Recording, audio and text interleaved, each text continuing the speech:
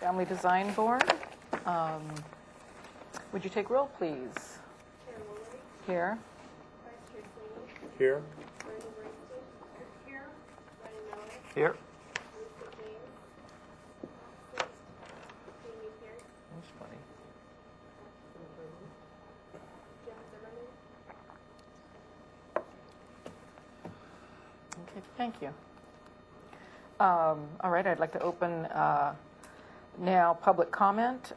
Any member of the public may address the board for up to 2 minutes on any subject within our jurisdiction that is not scheduled for public discussion before the board today. Is there anyone here who would like to comment?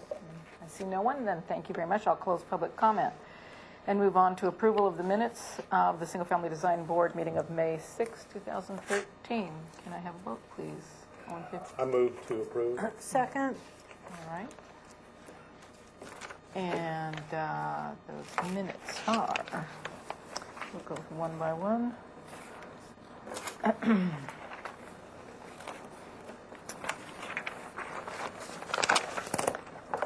So if you have any changes, Madam Chair, Comments? I have some questions for staff on item 1, 2430 Calamonte. Question, at this point, this has been, the action on this project, this applicant has only been on comments because it still has to go to the environmental assessment and the staff hearing on modification for zoning. And as I recall, the modification for zoning is in, for setbacks, is that correct? There's a setback issue. It was, yes, it's a technical modification because the existing one-story residence is legal non-conforming in regards to setbacks. So the second-story addition, although it conforms to the required setbacks, it requires modification for changing the basic exterior characteristic of a not legal non-conforming residence. Okay, and then any appeal for the actions of this board would not occur until we've given an action on design approval, is that correct? That is correct. So that hasn't occurred yet, so Yes. if someone in the neighborhood wants to appeal or whatever, that would happen at that action, and that hasn't occurred. Yes. Then the second, or the third question is, in the motion that was approved on the May 6th, one of the items that was part of that motion was eliminating the second-story deck. And so my question to you is, even though this board has basically told the applicant they don't want a deck there, when they go to the hearing officer for the modification, does the hearing officer take into account our recommendation, or how does that work? In other words, could the hearing officer say, I'm okay with a deck? The hearing officer, the staff hearing officer looks at the project and they make the land use determination based on the zoning modification only. They will refer the exterior characteristic of the building and the aesthetics to the Single Family Design Board. And the board's comments are taken into consideration, that they do become included in the staff report that will be presented to the staff hearing officer. Okay. And then even though this motion says take away the deck, given the fact that the applicant still has to come back to us for design approval, could the applicant come back with some other sort of deck? They could potentially propose another deck in another location. That would be the jurisdiction of the purview of the board to make that determination whether or not they found it's acceptable or whatever. with the design. But the applicant, in theory, because we haven't given it full design approval, could come back with some other deck of some sort. Okay. Yes. Thank you. may I piggyback on that? They could also conceivably come back with the deck in exactly the same place, could they not? They could. They could, okay. Just want to And then it clarify would- that. It doesn't have to be in a different place. It could be in the same place. It could be in the same place, but it would still be up to this board, based on what you just told me, to say whether we like it or we don't like it. Exactly. Yeah. And given the board's last comments, it would be wise of them to remove the deck based on your last comments. But they could pursue another design with that deck and try to make a case for it. And then, again, it would be before the board at that time. Okay, Okay, thank you. thank you. All right, so that was 2438 Cayo Monte. Any other changes, questions? 527 La Marina Drive.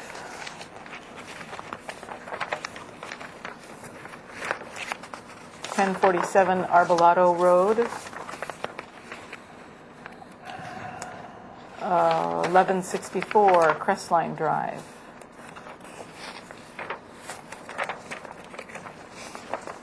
And that is it. So we can have a vote on these? All in favor? Aye. All opposed? Passes. All right, and now the consent calendar for May 13th. Yes, thank you, Madam Chair. The consent agenda for Monday, May 13th, 2013. Item A, 958 Arbolado Road. It's granted approval as submitted of the review after final. Item B, 427 Calle Las Corrales. It's granted project design and final approval with the NPO findings and with conditions. And those two items were reviewed by Jim Zimmerman and Jamie Pierce. Thank you. Move for approval. Okay. Need a Have a second. vote, please. Need a second. I'll second. Oh, a second, okay. There we go. And all in favor? Aye. Opposed? Okay, motion passes. And now for May 20th, 2013, consent calendar. Yes, thank you, Madam Chair. The consent calendar for today, Monday, May 20th, 2013. Item A, 1027 Alameda Padre Serra. It's granted project design approval and final approval with the MPO findings as submitted. Item B, 3031 Samarkand Drive. It's granted project design and final approval with the NPO findings with conditions. The two items were reviewed by Jim Zimmerman and Jamie Pierce. Okay, can I have a motion, please? I so move. Okay. Second. Oh, okay, second, and all in, Sorry, who's first and second? First. first and second. Thank you. All in favor? Aye. Opposed? Okay. Any announcements? Yes, Madam Chair, I do just have one announcement. I just wanted to remind the board and consent review members that the next consent will be on Tuesday, May 28th at 11 a.m. due to the observation of the Monday holiday. Thank you. Madam Chair, either you or I should report out on our attendance at the ethics. Oh, okay, why don't you go ahead? Just to let our colleagues know. I was there also. Did you go? Yeah. So Brian, I think we told you the only, Yeah. it's fairly clear, until and if we ever get a stipend, then we just have to attend the meeting. Okay. We don't have to do the 2-hour computer course. But after that, then if we do get the stipend, then we'd have to do the online course. Okay. Okay, thank you. Okay, that brings us to our first project for the evening, 2425 Calle Andalucia. This is a final review, and final approval is requested. Project design approval was granted on April 8th, 2013. We will require compliance with Tier 2 stormwater management prior to giving final. Okay. And I will read this notice. The State Fair Political Practices Act, Regulation 18702.4B5 states that an official may appear before a design or architectural review committee of which he or she is a member to present, explain architectural or engineering drawings which the official has prepared for a client. Mr. James Zimmerman is a sole practitioner and is using this exception, understanding certain limits regarding advocating on behalf of his client. Okay, and if you'll read the minutes, please, from the last meeting. Okay.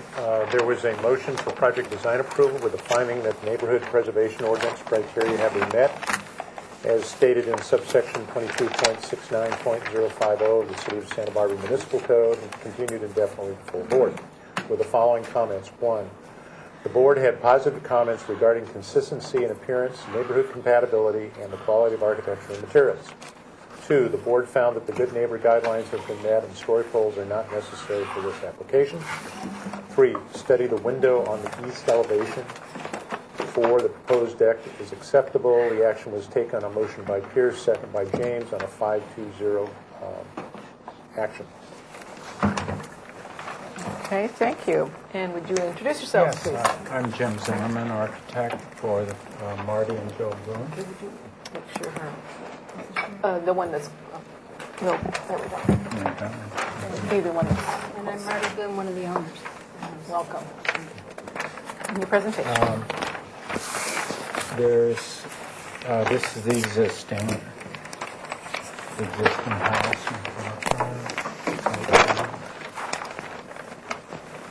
And just as kind of a review, the houses on both sides, this is slopes up plus 10 feet, this goes down minus 10 feet. And so they're all stepped up on a hill.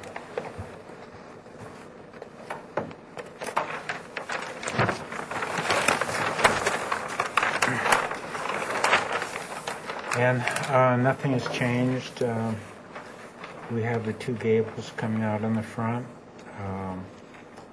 The ridge is 4 feet over the existing ridge of the house, which we had shown previously. And everything has stayed the same. We were able to work the stairs going up inside of the house, and so it works kind of nice with these gables because you get headroom with the gable, and with this gable you have a small bath on the second floor.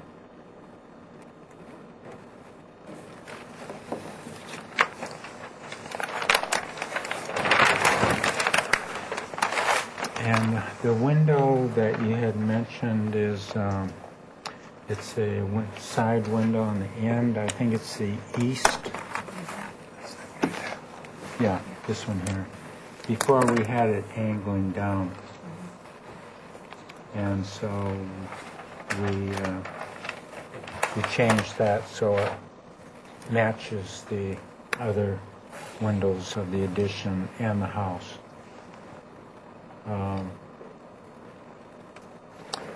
And we have stone columns with the stone matching the stone on the house itself with a cable handrail.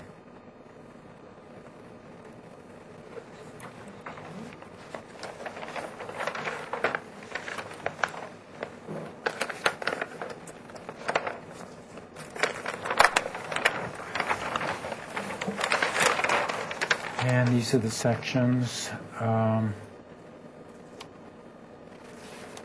We have the 4-foot dimension here from the existing ridge up to the new ridge. And everything fits in fine.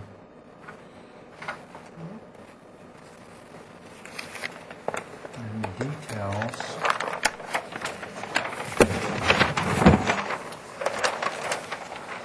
We have the window details with the white trims, which is on the house now, and seems to fit in very well. What we've done is we have exposed beams with 2x decking, and then we've taken a 1x and shape that to get the slope out for the water. So we don't have to slope the beam. You see that sometimes.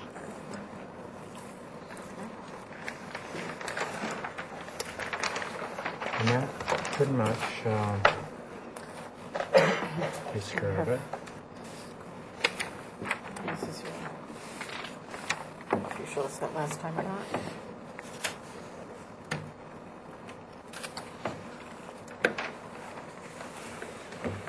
Okay, I'll open up public comment now. Is there anyone here who wants to speak to the board on this particular project?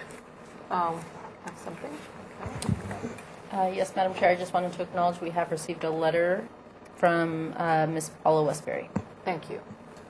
All right, and now we go to questions from the board. Yep. I have a question. Jim, the cable railing in the back, Do you feel that's compatible with the style of this architecture? Well, they want to be able to sit there and look at they have ocean view. And when you start dividing it up with 2-bys, with 4-inch spacing, Yeah. it really cuts into the view. And it's in the back, and it's really not visible from the other, from the property on each side. Are you going to paint it a color, or is it going to be just natural? I think we can paint the verticals, white to match the existing. Okay. Okay, questions? Yeah, Madam Chair. Let's see, two questions. I'll go to light fish in a second while we're on this page. I'm just really curious, what's the saddle look like on that paint? Is that going to be exposed, or is that a concealed structural anchor? It would be exposed. So it is exposed. It So you're has going to get yeah. anchor bolts and painted black, or the same color as the... It would be painted to match the beams. Yeah. And then you're here for finals, so do we have a stormwater plan? Is that on Yes. front?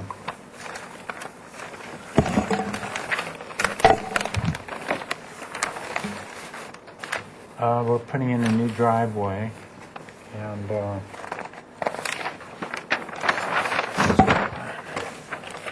so the new driveway will be permeable, and they have a kind of a garden area lawn out in this area, which will take this downspout too, and then this downspout goes this way and this way.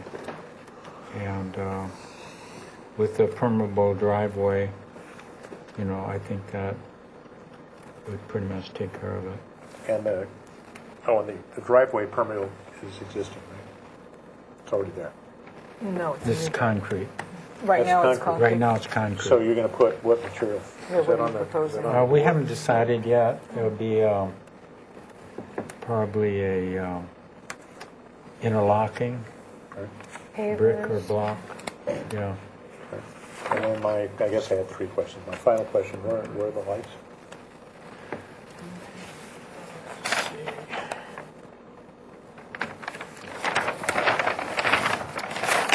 See, we have a light here and a light there.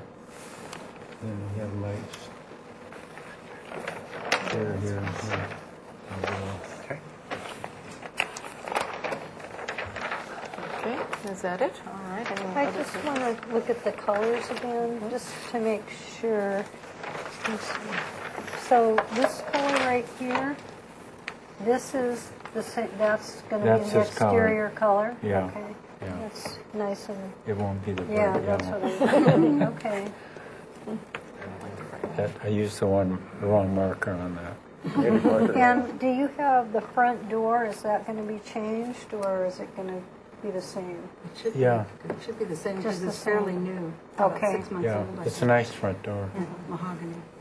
And as I recall, last time you were here, you had already talked to the neighbors and gotten pretty much thumbs up from most everybody, is that correct? Right. Yeah, because we had already talked about this quite a bit, so. Okay. Any other questions, comments? Madam Chair, I'll move for Okay. final approval. Okay. I'll second. And then under comments, I move for final approval, even though I opposed this project last time. I opposed it on the basis of the discussion of the story poles, not the project. Okay. And so, wait a minute, where are we? We're for final approval. Okay, so did you want to put anything in about the painting white of the cable posts, or do we care about that?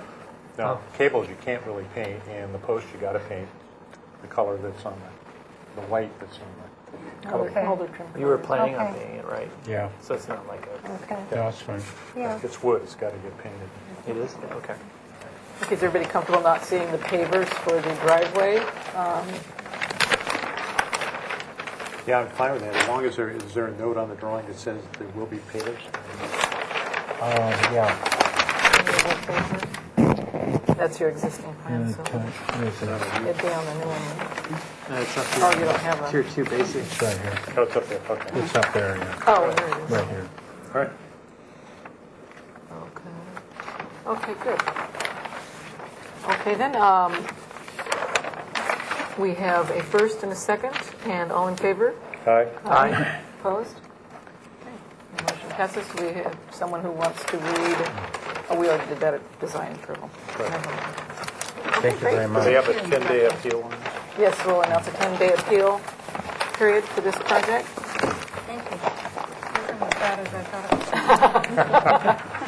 We're pretty good, huh? We're not so bad. Congratulations. Okay, next project is 3232 Campanile Drive.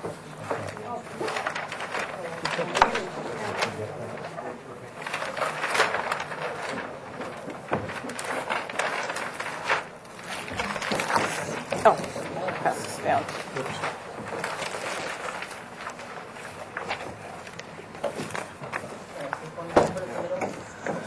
Hi. This is a final review. Final approval is requested. Project design approval was granted on February 25th, 2013. Compliance with Tier 3 Stormwater Management Program is required prior to final approval.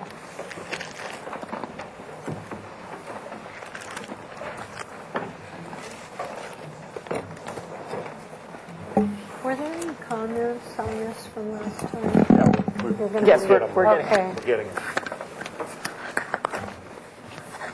Hello? Okay, good. You want to go ahead and read the... Yes, ready to go ahead and read the Okay. minutes from the last meeting. All right, this is the action of the last meeting. There was a motion made for project design approval, the finding that the neighborhood preservation ordinance criteria had been met as stated in subsection 22.69.050 of the City of Santa Barbara Municipal Code, and continuing indefinitely full board with the following comments. 1, the board had positive comments regarding the project's consistency and appearance, neighborhood compatibility, and quality of architecture and materials. 2, provide a final landscape plan. 3, comply with Tier 3 stormwater management program. 4, the project complies with the Good Neighbor guidelines regarding privacy, landscaping, noise, and lighting. Action was taken on a motion by Zimmerman, seconded by Bernstein, on a 7-0 vote. Okay, thank you. And could you introduce yourself, please? David Young with Young Construction. Mike Monzo, Burgess Design. Stacy Fawcett, I'm the landscape architect. Hi, nice to meet you. Well, All right. relatively easy. We took off with the positive comments from last time. We brought in the finished materials, color schemes. There have been no real design changes at all. We've not modified, but added details to it, and then landscape is complete. And I thought it'd be great if Stacy could start off with the landscape plan, if that was okay. Sure. Perfect. All right, switch places.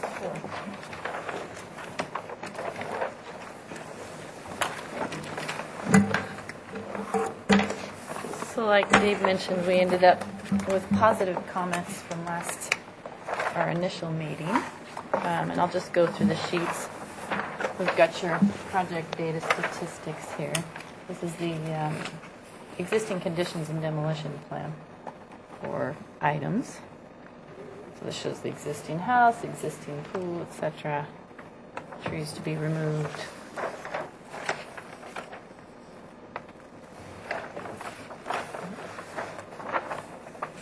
These are just sheet specs.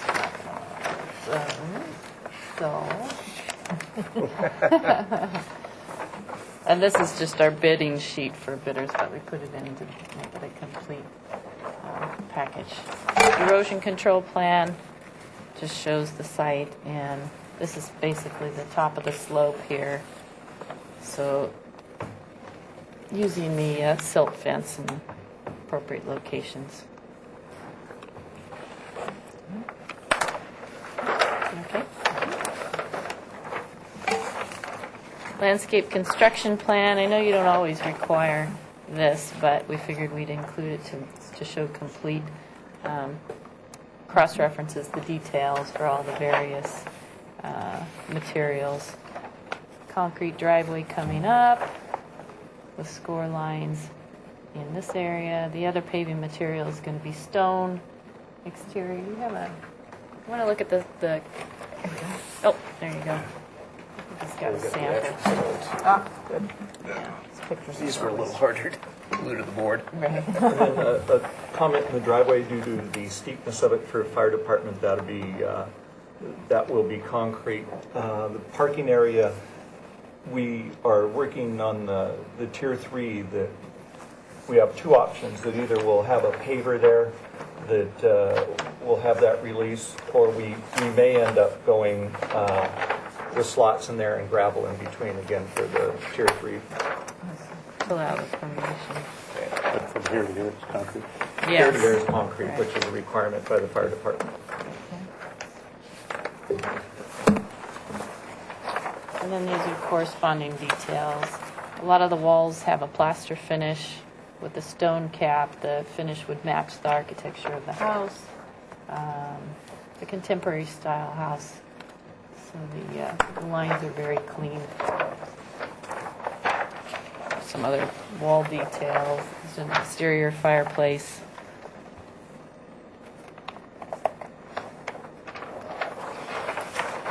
Paving details, pool coping details. Pool coping would be the same as the stone, and I think you've got some other info there and finishes.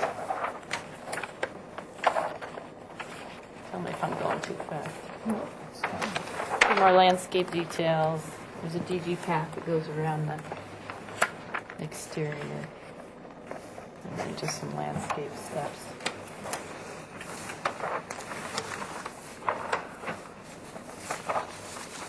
Pool details. And the pool plan that goes along with. Pool equipment's in this location. I can show you on the overall site. But it's near the garage at the interior of the site.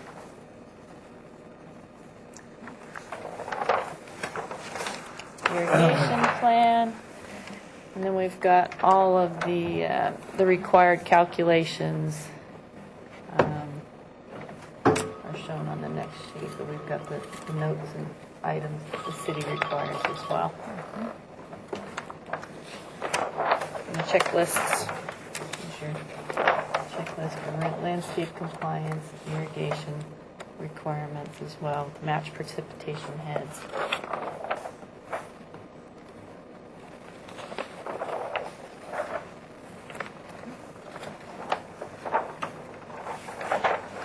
Irrigation details. These are very interesting. You asked for landscape drawing. That's right. It's always good to have a standard. Yeah. That's a great job. And we have a corresponding, there's some drip irrigation on the perimeter hedges and things like that where we could utilize it. A few more details. I had to squeeze it all on the 24 by 36 sheets.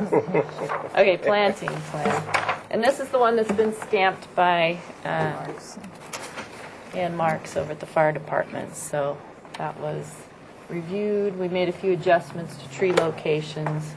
There was positive feedback on the planting list previously, so we used that same information. And I do have on this next sheet, there's a where it lists, oh, this is actually I included the stamped one plus the regular one. But over here is where it talks about the high, low, and medium water requirements for the plants and the calculations that go along with the city requirements for making sure we're using predominantly medium and low water loving plants. Okay. That's the other checklist. Design. Standard planting details. Any other tier 3 requirements. We have a whole separate package on that, which they have. Planting And details, we'll address that. planting details, more planting details, edge details, lighting plan, and I have the cut sheets in the next following pages.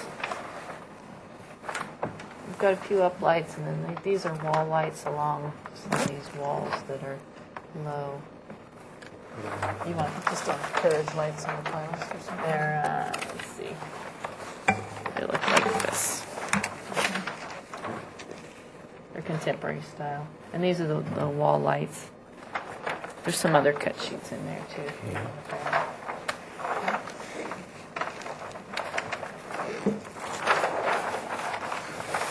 We're using all LED fixtures. It's a new system, so it'll work out nicely. They're all fairly low profile. I like to typically hide not too many path lights. I like to hide the fixtures.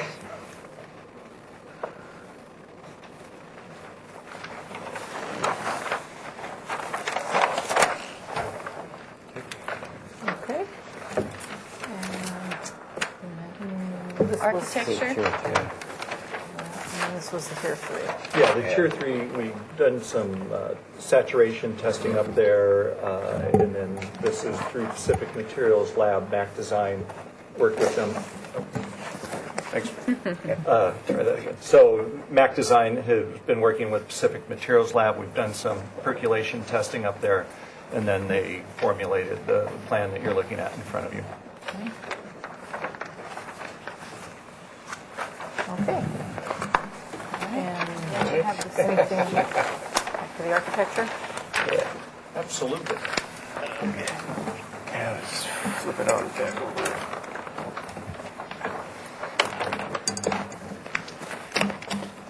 Yeah, all right. Let's see. Let's do that one sheet there. Briefly, this one's shows the colored rendering, which be a little more. Showing colors and trying to pick up with our material board as far as the colors.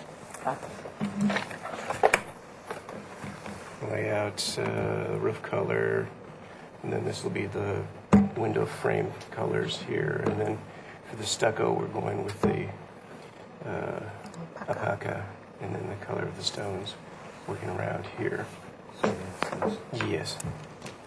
Which looks a little bluer than the actual stone itself. There. Yeah, so the colors kind of blend well together. Okay. Now we can continue on.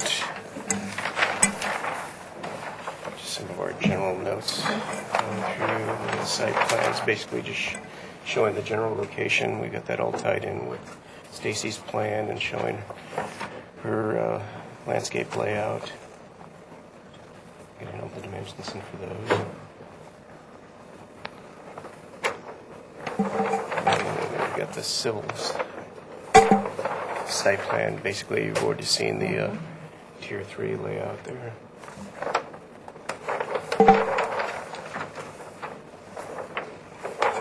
And coming in with the floor plans, we got the garage and basically the same layout that was originally proposed, so not much has really changed.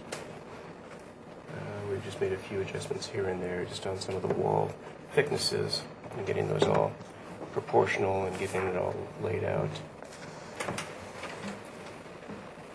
We got the garage, and then 3 bedrooms down here with a lounge, then mechanical room, storage, and the laundry room, the elevator, and then a stairway going upstairs.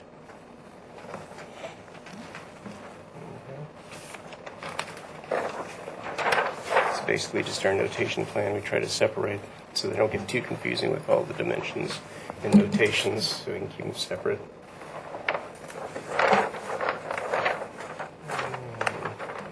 In the upper level, coming up from the entrance off the plans, then we get the entry here. Coming in, we've got an opening that looks down below into that garden area. That's in the lower level. We've got an office, elevator, powder room, then it's the great room, the kitchen, and then the terrace is off to the side here.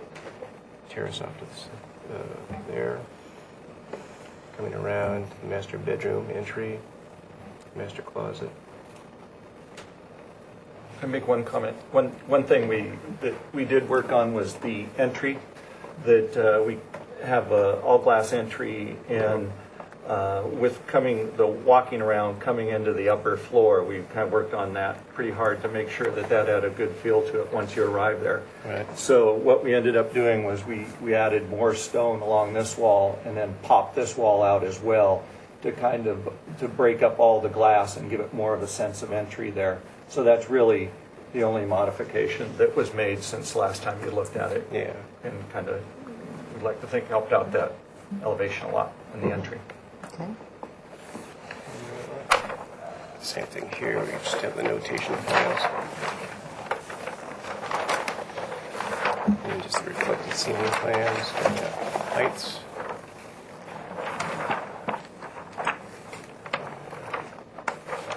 And the roof plan. Standard standing seam roof. And we start getting into the elevations. Here's the one area that we were talking about where we added the wall and popping it above the ceiling so it gives it more of a statement as far as this entry. And then all glass wrapping around here, the office here, and then the entry here. So that's that color. Yes, that'll match. And then we get the terrace system going around.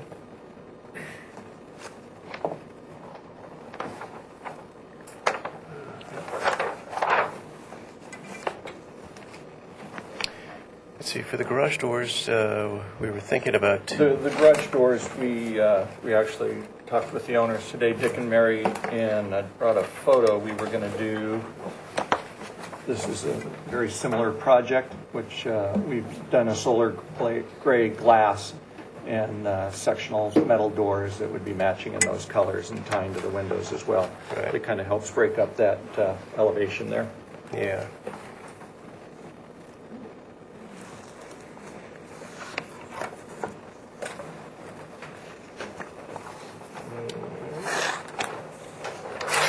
We start getting the cross sections here.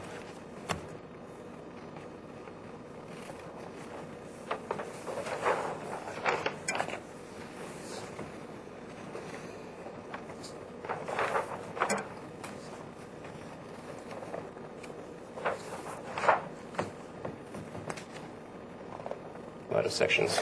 We come into the window and door schedule here. You can see the glass systems that we're using, front entry door system here, and then a lot of large windows. And the glazing is going to be, we were talking about solar, Yeah, solar gray, similar gray, to what yes. we were looking at that. all double glazed. Yeah, some of the typical door details. It's all going to be just that one color here for the store system windows. I think it was the bison beige, and then we've got the doors that'll just be the metal coming out with the stucco coming down and dyeing into it.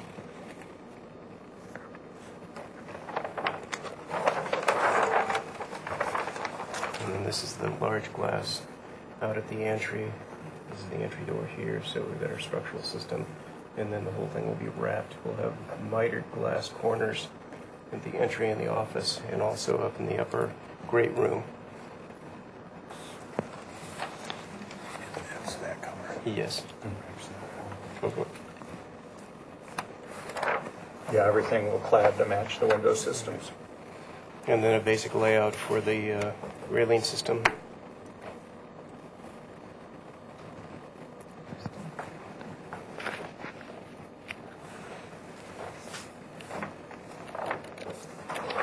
And that's the majority of it. All right, thank you. All right, so yes, Michelle, you have a comment? Yes, thank you, Madam Chair. I do want to just make two quick comments to make sure that the project is in compliance. It looks like the proposal involves a driveway gate and pillars, and that I just wanted to make sure that the board has verified the location and the height, and that you have a section elevations of that. From the site plan, it looks like it's not complying with the 20-foot maximum distance I or think required distance. that was having to do with the fire department, wasn't it? I'm sorry? The gate location out here. If we go back. There's a zoning requirement that says, Fire department? It has to be set back 20 feet from. Yeah. there's a zoning ordinance requirement that says that any gates and pillars, et cetera, fences must be set back 20 feet in order to exceed 3.5 feet in height. So in that location, it may not exceed 3.5 feet in height. I know the driveway is fairly steep. Right. Too, and so getting this to be the right slope. Maximum pushing slope that for the back further and further. But the issue is if they wanted it higher, they'd have to get a modification, correct? Yeah, that would be a modification, or you need to push it back, or you can keep it in that location, but it cannot exceed What I would 22 inches in suggest height. is that we drop it off the plan for right now, because it seems like something that we would need to study and that we need to talk to the fire department. And it's something that was talked about as far as a gate going in. Well, you're real close already. Yeah, I think. Yeah. So, I mean, you've only got to push the face of the column back about 3 Is that the feet. property line? Well, Yes. oh, that, the well, property. aren't we measuring from curb? No, you have to measure Or from the measuring property line. property line? Yeah, Okay. so it would All go- right, so then we are. You have to go Yeah. perpendicular to the property line. Right. Yeah. Okay, so yeah, you've got to go another 10 feet back. Right. So it's not an issue of this board, it's a zoning issue. That's great, Yes. because that's one of those things that it's been talked about, and we need to do a study on it, because with our retaining walls there, and then we have to talk about the operations of the gate as far as which way they swing, because we don't want an awkward gate that's kind of Right. asymmetrically hinged, and then we'll look at that. So you'd basically, if we have a motion to approve for final, that's the desire of the board, then you remove this from the project, you'd have to bring it back to the board for approval. Yeah, if I understand it right, is that something that we could, if we get final, then we could bring back another? You have to bring it as It's a a revision. Revision after final, is that correct? Yes. Yeah, that's what we kind of anticipated once we work it out. Do you currently show elevations of the gate? No. Okay, I that is did- required as well, so Yeah, you would as a need matter to of do fact, that. yes, that shouldn't have been on there. And the second thing, just wanted to mention that the overall size of the house requires the built green compliance, so I wanted to make sure that you guys address that to this board. Okay. Yes, we've got the standards on the sheet here from the city.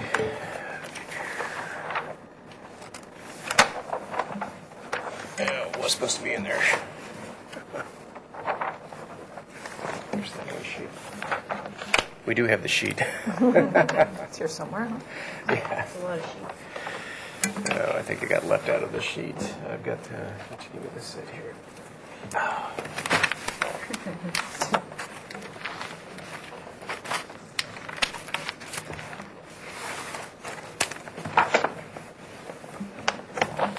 It's page 803. There we go. Oh yeah, I think I got this the day after I submitted them. Okay. If you would go over, discuss your built green methods and how they may, if there's anything that has a exterior aesthetic issue. Not that I'm aware of. The one comment I'll make is the wood material, or it's actually not wood material, it's a relatively new product that is, it's actually rice in a fibrous material. We saw it at the building show in Las Vegas and was real impressed with it. And it's very, very high up on the green. Also, I think Jeff may have one of the few platinum green projects in Santa Barbara condo project. So I think as far as materials, we're very aware of it and we'll follow the standards. Another deal, we have the existing swimming pool that we may as even a secondary deal to our Tier 3 is try to incorporate that we aren't demolishing the pool, that we're just taking the top out and using that as a storage area for part of the Tier 3 water, so we aren't pulling that out and taking it to a landfill. So this has been discussed in depth, and we'll be following the standards. Yes. Okay, great. All right, I think that pretty much covers everything, doesn't it? All right, then I'll ask for, yes, anything else? Yeah, public comment. Is there anyone here in the audience that would like to comment on this project? No? Then I'll close public comment. 1 second, we have a letter. Thank you, Madam Chair. Yes, I wanted to acknowledge we have received a letter from Ms. Paula Westbury. Okay, thank you. Okay, then we move to questions from the board. Madam Yes. Chair, I have on the paving details, since we're giving this final approval. Yes.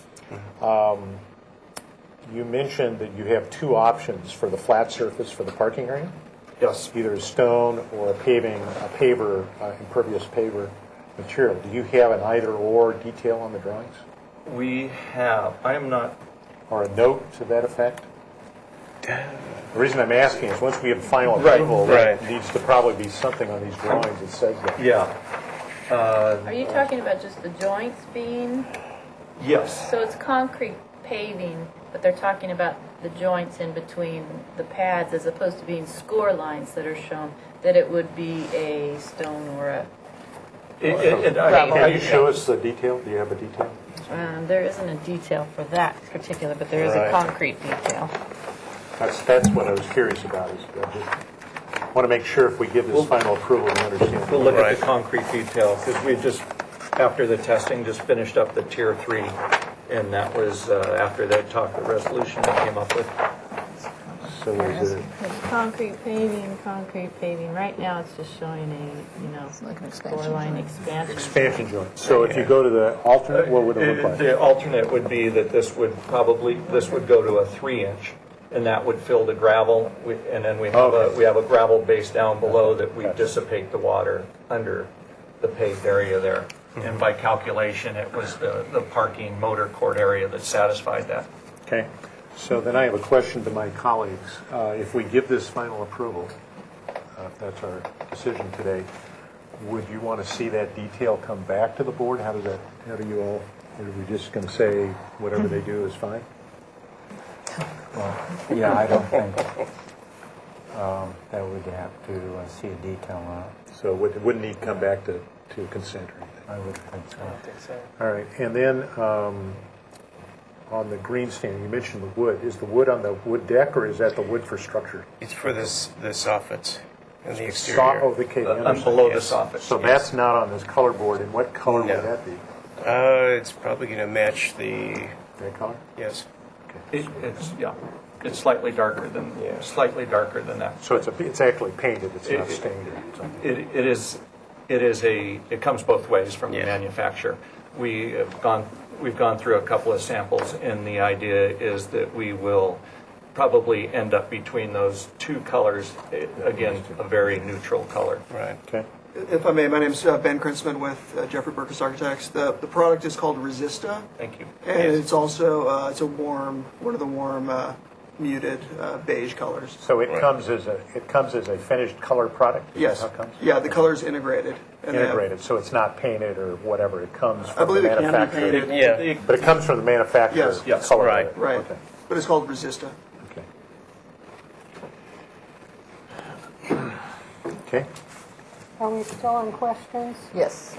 I wanted to talk, because last time Jeffrey Burkus was here, but he's not here today, so you're representing him? Yes. So I have a few questions. Sure. I guess this project, is this the third time this has been here, or the second time? The second. time. Okay. Then if this is the second time, I know last time we talked about the size, at least I talked about the size of this house being what it is, and he was arguing, oh, it's tucked in, you won't see it. But I'm still feeling uncomfortable with the size of the house, the size of the lot, how there's the reduction with the basement. It's just a big, huge huge house. It's probably going to be one of the biggest houses in the whole area. And I'm just concerned, what it's going to look like lit up at night, how it's going to be seen from Las Positas, if it can be seen, or if there's hills in the way too much. Or I'm just nervous about it. So maybe you can Sure. accuse me. Well, I think those are good questions, of course. The FAR has been calculated to the standards with minimal changes, just the entry changes that were mentioned before. So all the FAR calculations are as per code. The building itself is tucked back as far as possible into the hillside so that the view from the street is minimal, if really at all. Absolutely, and we had reviewed the sight lines before, which we had drawn on first time coming through, where the sight line from the street is actually reduced because it is back into the hill. And if I can keep going, speaking to Campanile, pretty familiar with that area, that it will not be the largest house. There are a number of large homes up in there that relate to lot sizes.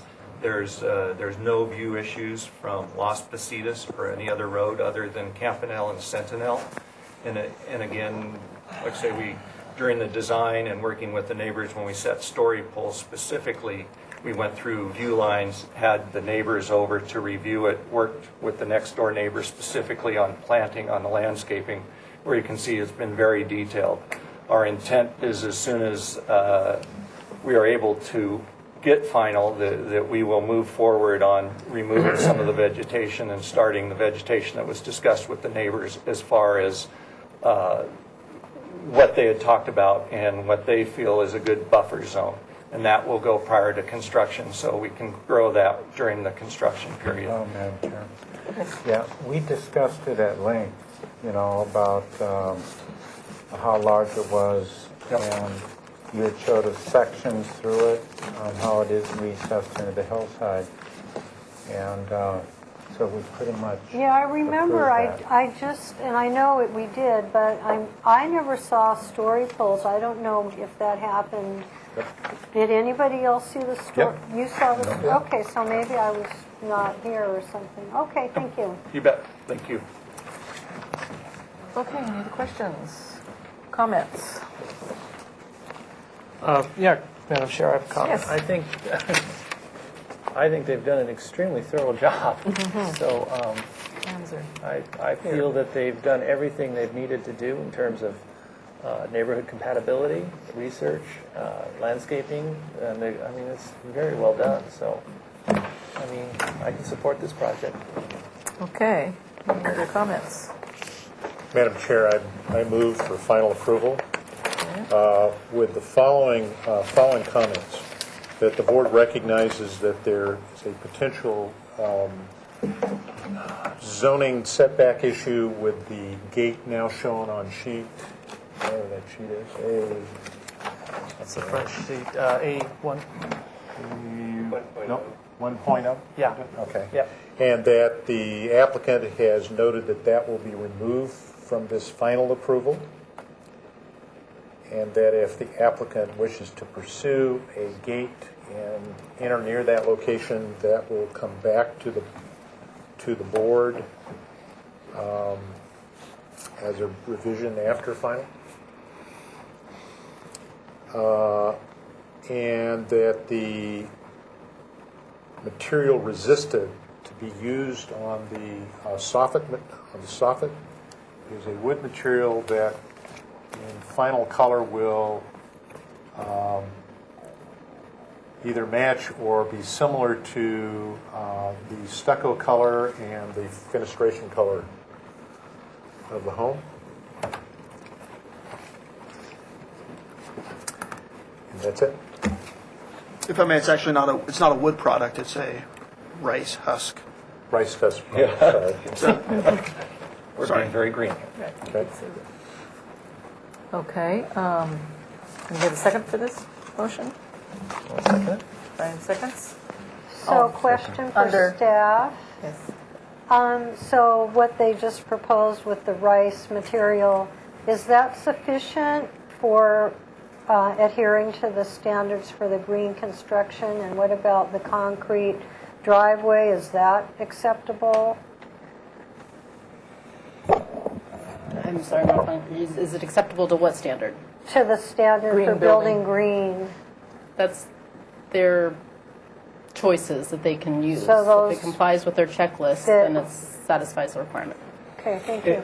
And also, the driveway is kind of a health and safety issue with the fire department, up to the motor court due to the steepness. Okay, okay. Madam Chair, I need to add an item to, if the seconder will agree. I'll second it. Oh, it's We have, Brian's already seconded.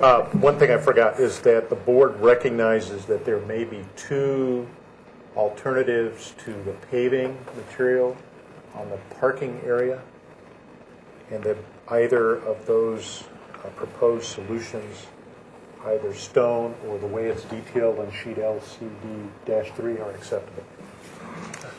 I accept that.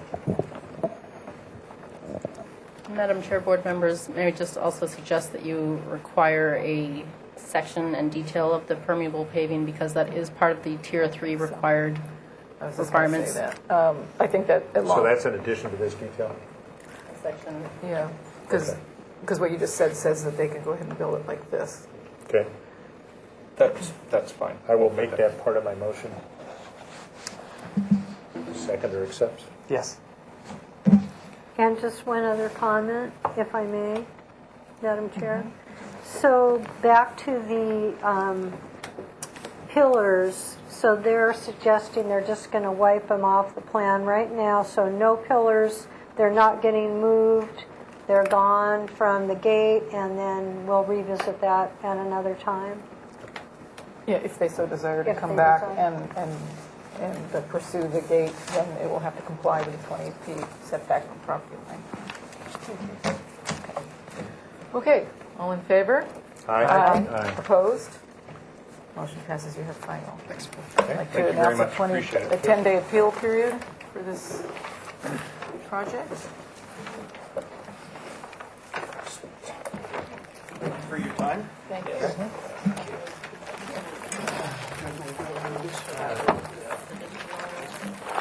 It's just a color version. of Well, we're black so and on white. schedule, look at that. Wow. Yeah, let me, that's So is that color rendering? We can leave that one. You want that? the set that was reviewed. I need Okay. Yeah, and it also has the green building. All right. in it. Green building. So you can keep this one, I guess. This is yours. This one has our stamp on it. Can they keep it? Yeah. Okay. Yes. This is the one that has the built-in. Yes. Thank you. Thank you. 527 La Marina Drive. We can take that one. On this one. Okay. Thanks. Okay, this project design approval is requested. This project was last reviewed on May 6, 2013. Compliance with Tier 3 stormwater management is required prior to final. And we'll get some minutes from our last meeting.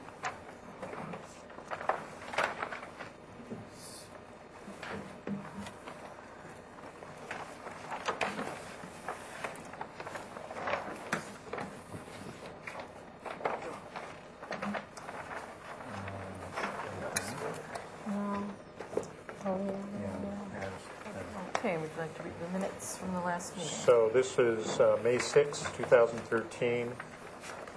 Following motion was made for continued 2 full weeks to the board with the following comments. Study reducing the size of the roof deck. Suggestions include the deck being reduced to the roof ridgeline of the living room/bedrooms. 2, study the windows, location, size, and configuration on the north elevation to make them more balanced. 3, consider using the west elevation window in the north elevation as well.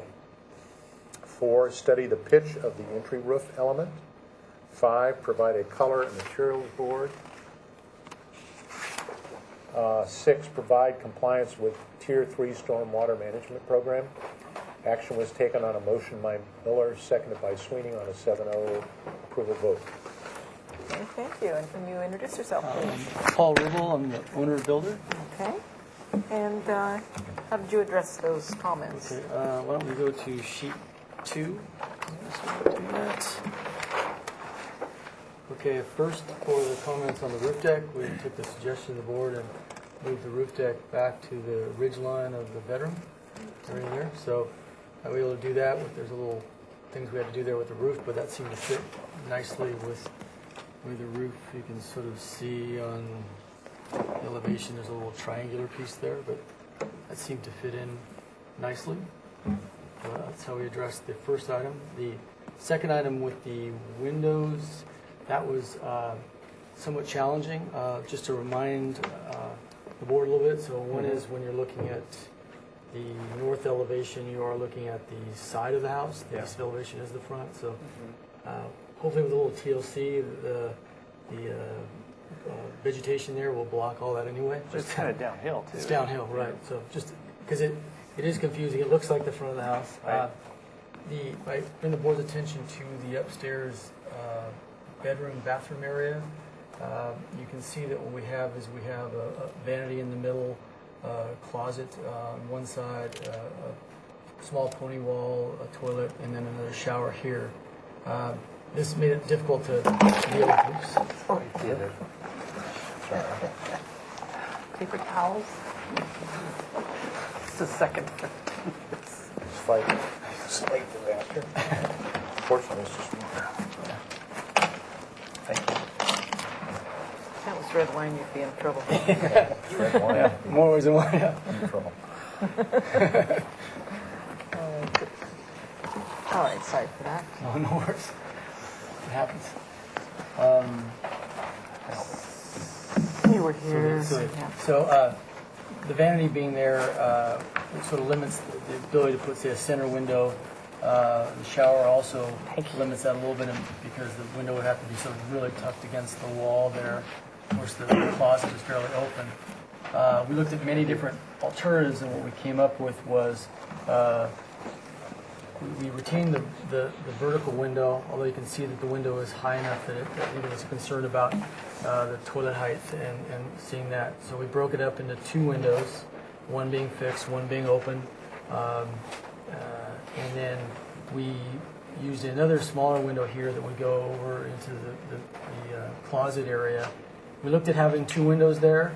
We like the symmetry of these windows, so to kind of go with the windows on the bottom floor. We just chose the single one. One's functionally nicer for the closet, and two, it breaks it up a little bit. And we just thought it was a little nicer than having two windows the same. Just have a little bit too symmetrical. So that's how we approached that problem. On the entryway, we looked at several different pitches, and what we sort of come up with was increasing the pitch. The current roof pitch itself is 3 by 12, and we raised this up to 4.5 by 12, which allowed us to put the kingpin or the king post in. So that looked nicer. We looked at a 6 by 12 to see what that looked like. It just looked the top came just past the ridge line, just looked a little bit odd. Yeah, I can even. There's the 6. You can see that's the 6. Yeah, that looks much better. This is not what you ended up doing. This is the 4. Yeah, made I it see. bigger, so it's a little. It's kind of hard to. Oh, I see. Yeah. Just as a comparison between the two. Well, that's nice to see. That makes things very clear, doesn't it? You can see, we did make a picture. I just bring a small picture of just this window with this more symmetrical, and it's just, in our opinion, it had a little bit of a unique look. That's why I like that better. Let's see, color charts. So we have here, got the basic stucco of the house would be a smooth stucco of a beige color. The roof would be a sort of a grayish color. See here, talked about the wood siding that would go both on the north side elevation, the south side elevation, and in the entranceway.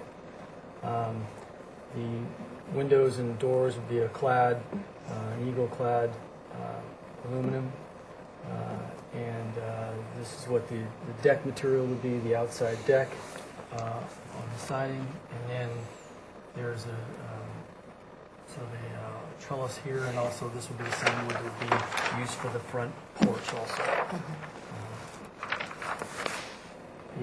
Not shown here is the fuchsia, and the eaves would be tongue and groove, painted in the same color, very close to matching the roof. So the roof would sort of, the roof and the eaves would sort of all look as though they were a single color. Okay.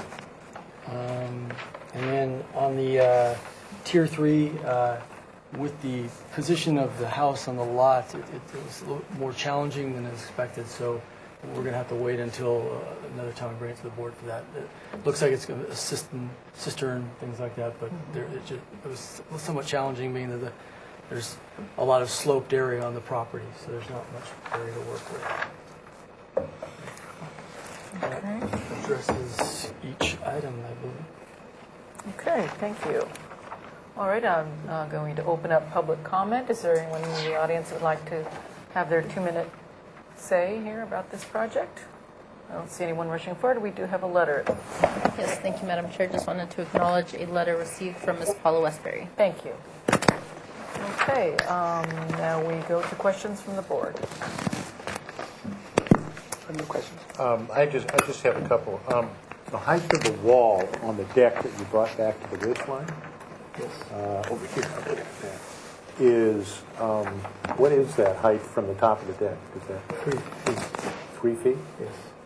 Okay. Does it have to be? Yes, I'm looking at handrail height. 42 inches, I believe.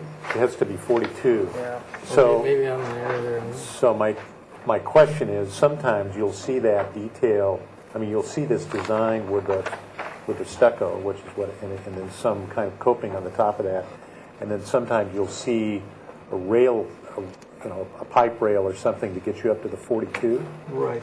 The intent was that, I believe this is Or drawn do to you the want right. to, or you can take the stucco all the way up to 42. Yeah, I think that's what this is drawn as. I'm looking at that's a roof pitch I'm looking at. That's why I said 3 Okay. feet. So you think that's I believe that's the correct height. Okay. Because it was a rail initially when I brought it to the board. Okay, and then the color of the gutters are going to be what? This It's going to be color? aluminum gutters this to match this color, but yes, that dark color? Yes. And then on your entry canopy, I thought I heard you say that all of those members will be cedar? Yeah, it's Color? tongue and groove and cedar, yes. And then the underside is exposed TNG, as I thought I heard you say? Correct. And that'll be what color? That was intended to be this color, That color. So it's a darker color. darker color. Okay, thank you. Any other questions? Yes, Madam Chair? Yes, go ahead. Just while we're on the subject of the front entryway, I saw Jim was looking at that too. I just wanted my board members to see if they think that the size of the posts, and it's hard for me to tell what all the materials are. Maybe you could walk through it, yeah. Right, yeah, if you look at it, we actually tried to draw the thing a little bit more clear, because being at an angle, it's hard to look at elevation. So this is all siding here, so if you look at the bottom floor, you'll see that the entrance has walls protruding outward from the house. So that will be cedar on both sides of that, going all the way up to essentially where it meets the roof line up here. And then you're going to have the post here with a cross post and a king post there and there. And then, as I said before, then you're looking at the top of the roof, which will be a darker color, tongue and groove.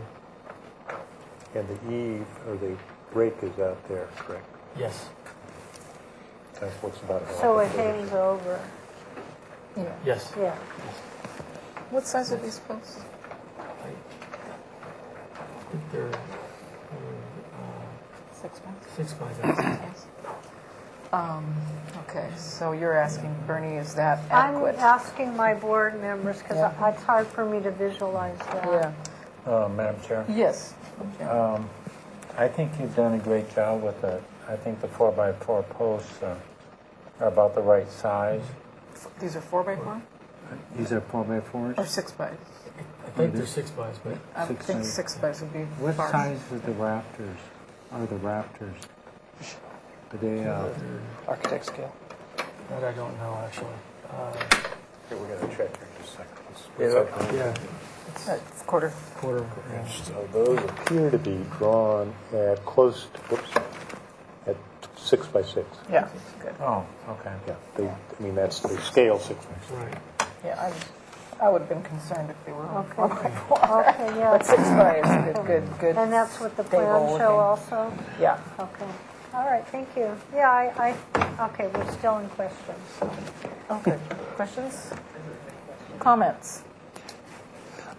Sure, Madam Chair. Yes. I think you've done a great job, and I know I was concerned about the symmetry of the area of the garage, but I actually was thinking that was the front elevation, but now that I realize it's a side elevation down on the hill behind, I think it's fine. I can support this project. I think it's come a long way.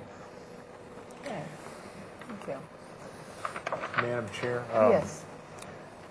Just dovetail on the comments about the windows.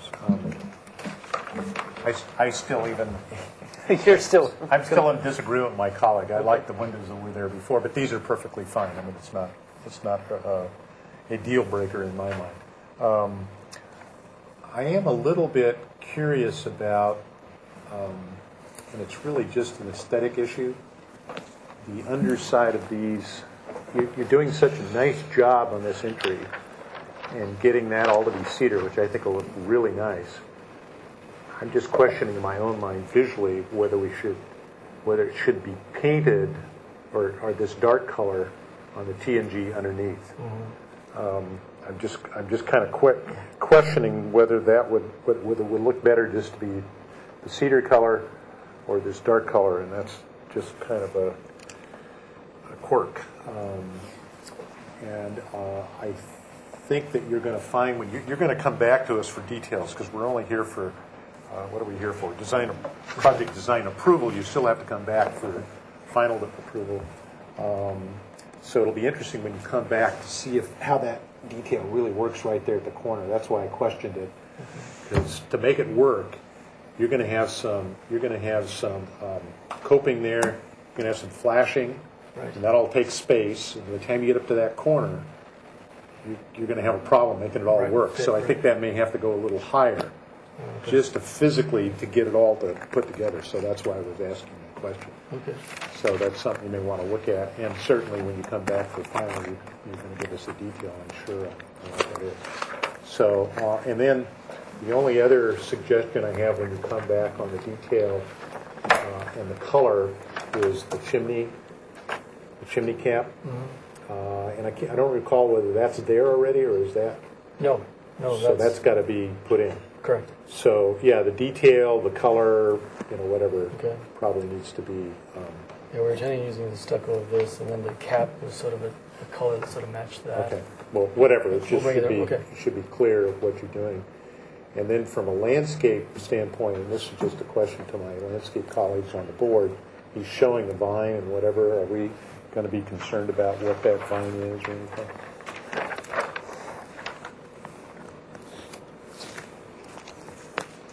I see a couple of them. One's on the trellis over the garage. And then this one is at the bottom of the deck. Is that what It's that at is? the trellis that comes out of the Oh, I see side right there. Yeah. I mean, I think it's a cool idea, but Yeah, no, it's great. I don't know if there's an issue. If you could just put it on there, that'd be... Yeah, if you want to Okay. call them out next time, what you're going to put up there. So many to choose from. Is that it? Your comments? Okay, any other comments? I thought the windows looked great, and I like how you nestled in the deck there. A little more. It's almost two. So I think it's come a long way too, and I think it looks good. Okay. Any other comments? Yeah, just when Yes, you do Brenda. come back, for me it would be helpful to, because you've got the siding and then the stucco color and then the other color, if you could maybe put some color on one of those drawings, just so we could see it. I don't know if anybody else would find that helpful, but I like the colors and I like what you've done, and I think it fits our guidelines, so I'm actually ready to make a motion unless Perfect, Bernie. anybody else Go right has ahead. any questions. No. All right, so you're here for project design approval. So I move to give this project design approval with the following conditions. I guess we want to see drawings of the chimney cap and how that fits in, and then colors on the actual plan so we can see how it all fits together with the wood siding. And the what? Maybe color that. Yeah, the front color would be helpful too. And then, what was the other one? Vine. Oh, how the vine grows on the trellis over the garage. What the name it? What it's called. And there was one more thing. What was it? Fred? Oh, just, more details on the coping and railings, trellises, and the deck, et cetera. Okay. Okay. We've got a second by Jamie. Oh, are they changing the garage door? The garage door is going to be an aluminum roll-up door with a beige color that sort of matches the So we would want you to bring us Cut sheet. that. cut sheet. Okay. Okay. All right, so that's a first by Bernie, second by Jamie, and you made our infield findings? Oh, the findings that, the neighborhood preservation findings is that it is consistent in its appearance, and it is compatible, size, bulk, and scale do meet our guidelines. Quality architecture and materials has been met, and the good neighbor guidelines have also been met. Wonderful. All right. All in favor? Aye. Aye. Aye. Any opposed? Motion passes. We have final approval, not final, excuse me. Oh, you have know what design I approval. didn't say? I was supposed to say where's he going to go next? Oh, yes. To come back to the full board with those findings Right. for consent. You're making the motion, so what is it? I would like to see it back here, Who made the second? but who seconded it? What do you think? Okay. Then it's continued to the Okay. full board for final. Fine. Okay. Okay. Thank you. Okay. Thank you, sir. Thank you. Even got a water Maybe stand. we'll give you, Yeah, free of charge. should we give you the wet one and we'll keep the dry one? I'm putting my foot on the floor. You want all three or? This one. Okay. I'll take care. And then you have the meeting minutes to send back. There we go. Okay. And our next project is 1164 Crestline Drive. We're right on time. This is a continued concept review, comments only. This project requires environmental assessment and staff hearing officer review for requested zoning modifications. The project was last reviewed by the Single Family Design Board on May 6, 2013. This requires compliance with Tier 3 stormwater management prior to final approval. Good afternoon. Hello, how are you? Don Swan, agent for Mr. Phillips. Wonderful, and we'll read the minutes here. from I our swear I last saw meeting. Fred at the gym this morning. You did. We're at the gym. Okay. This was last seen on May 6th. The following motion was made for continued indefinitely to the full board with the following comments. One, the board supports the proposed location for steps to access the pool equipment and the location of the pool cover in terms of aesthetics and exposure to the immediate neighborhood. And just parenthetically, that was because we were required to make a comment for the zoning officer because it's in the setback. Two, study reducing the overall size of the second-story addition. Suggestions include reducing the dimension in the north-south direction of the master bedroom and reduce the square footage of the study. 3, study the position and size of the northerly balcony off the master bedroom. Consider reducing in size and moving it further to the south. 4, study the fireplace chimney. 5, the board is generally in favor of the architectural style. The design is compatible with the neighborhood. 6, the board suggests a beige or tan color palette so that the structure will be less prominent from the ridge line. 7, provide colors, material board, and exterior lighting details, fixtures and locations. 8, provide a landscape plan in compliance with Tier 2 stormwater management program. Tier 3, shouldn't It says Tier 2 on there. it? It says Tier 3 on mine. Well, we'll get a clarification from staff here shortly.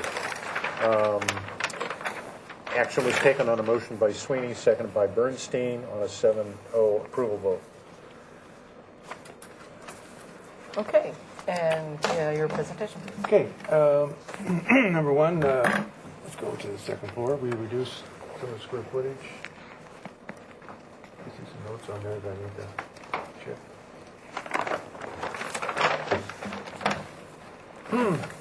I reduced the upper floor by 93 square feet.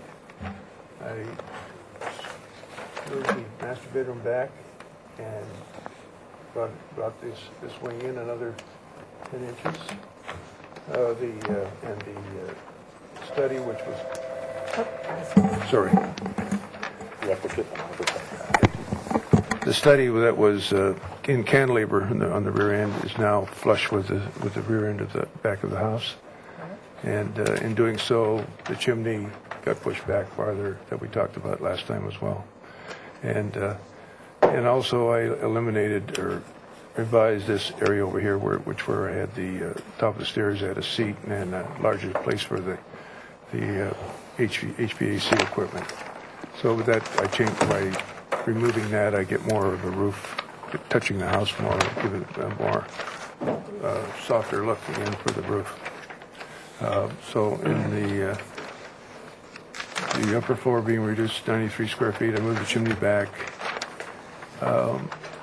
We didn't talk about the bulk and scale, but as I was going through some of my spare time, just reading the compatibility guidelines of the Single Family Design Board, there's one comment that came into my attention was the fact that by setting the second story back from this setback, it generally will lower the appearance of the house from that angle, and that's what we've kind of done.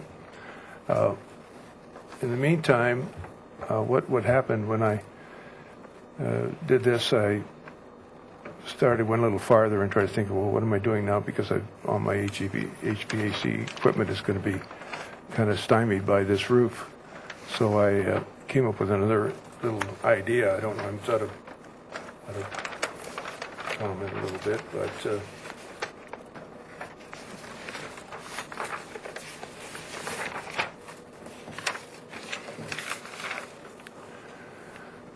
in this area here, I end up having, by raising this up a little farther, I get a little more roof line there. So by picking that up and making this more of a little Dutch gable at the end of this right here, so that this roof comes up and it gives me room to get my AC equipment come down through the roof of this area. That's that piece right there. And that's it right there.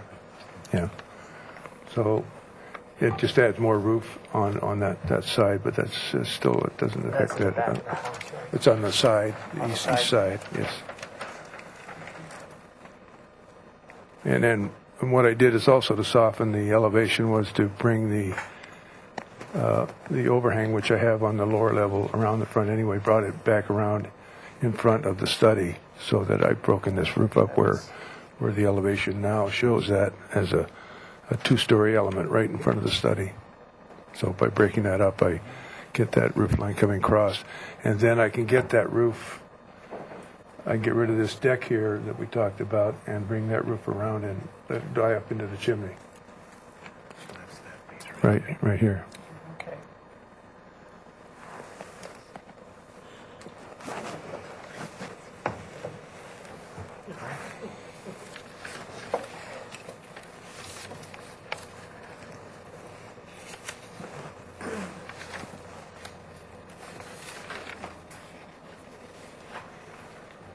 And as far as the lighting we talked about on the, we're actually going all flush lighting on this, so there's no fixtures showing in the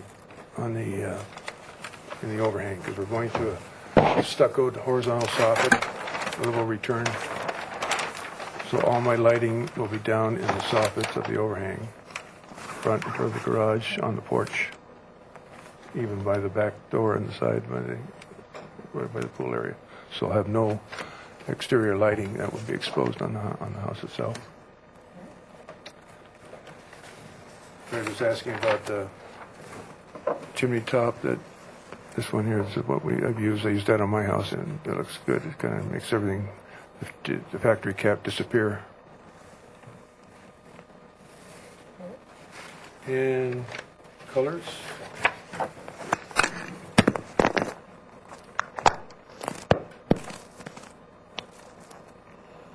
Residential roof with and the browns, they work awfully well.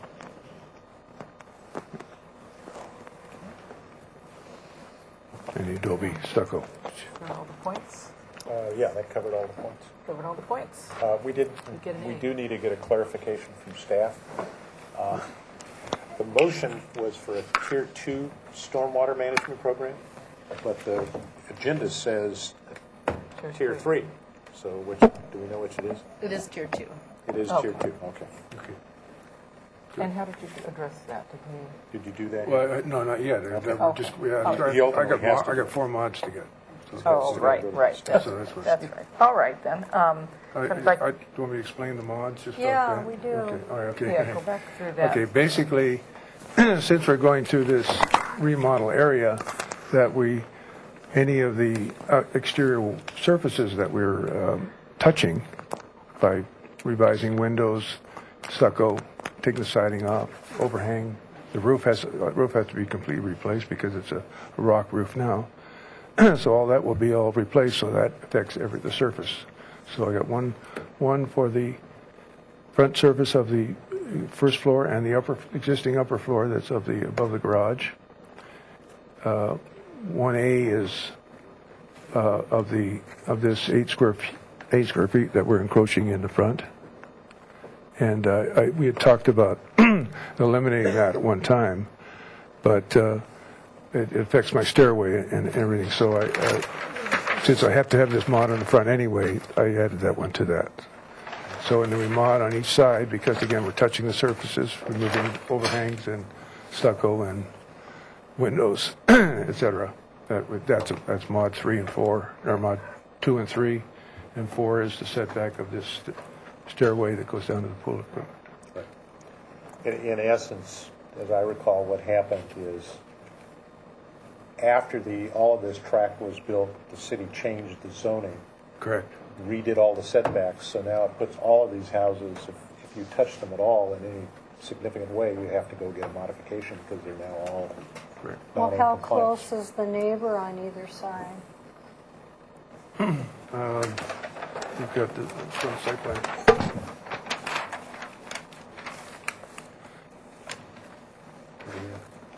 10 feet I'm from 9 property feet. They're, line I'm to 9 feet. lot line. They're, and my, Oh, 9 feet. They're 9 feet and you're 9 feet.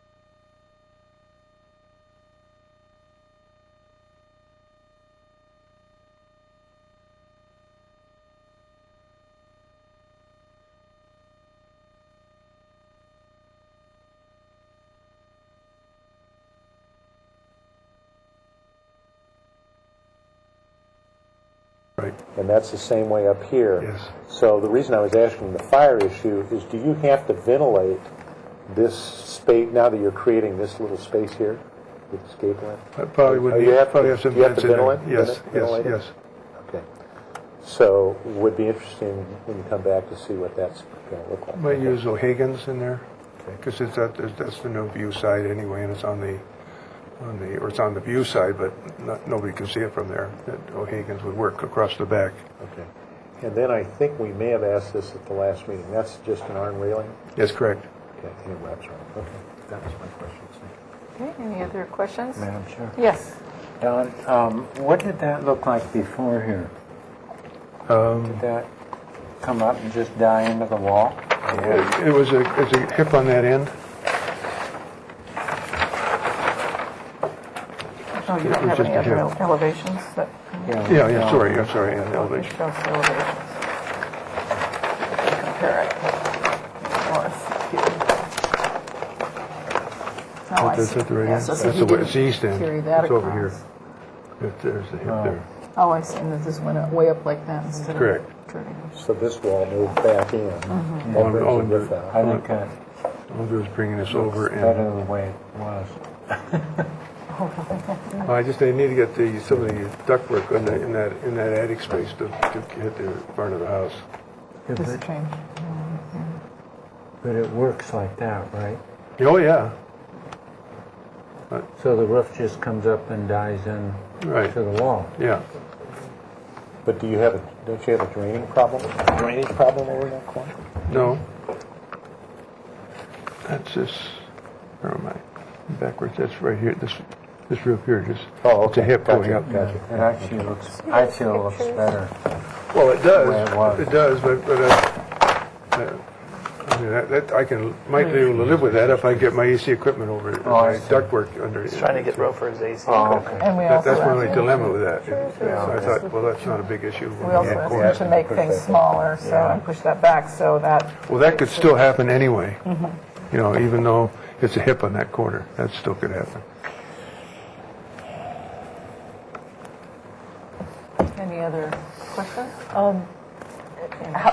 I forget what the existing landscape around the house is. There's very little. Right now, there's just two jacaranda trees in the front yard with, I have some photos somewhere, but there's the only landscaping is this part underneath the trees, and nothing will grow there because the trees are so large and they envelop the whole thing. We have one hedgeway there, and then there's nothing at the back other than the oak trees in the back. So I'm just trying to figure how I'm going to get my Tier 2 pond in there in the front here somehow. So 'cause I don't have a lot of area. Well, yes, you get one of those, what do they call it, a garden? Little rain garden. Rain garden, yes, that's it, yeah. Big, Area with yeah, right, around the tree, ferns. mowed around the tree. Beautiful. Yeah. There you go. All right, any other questions? Otherwise, we'll move on to comments. Comments? Madam Chair, I think that this is, I think the applicant and the designer have addressed all our issues from the last meeting.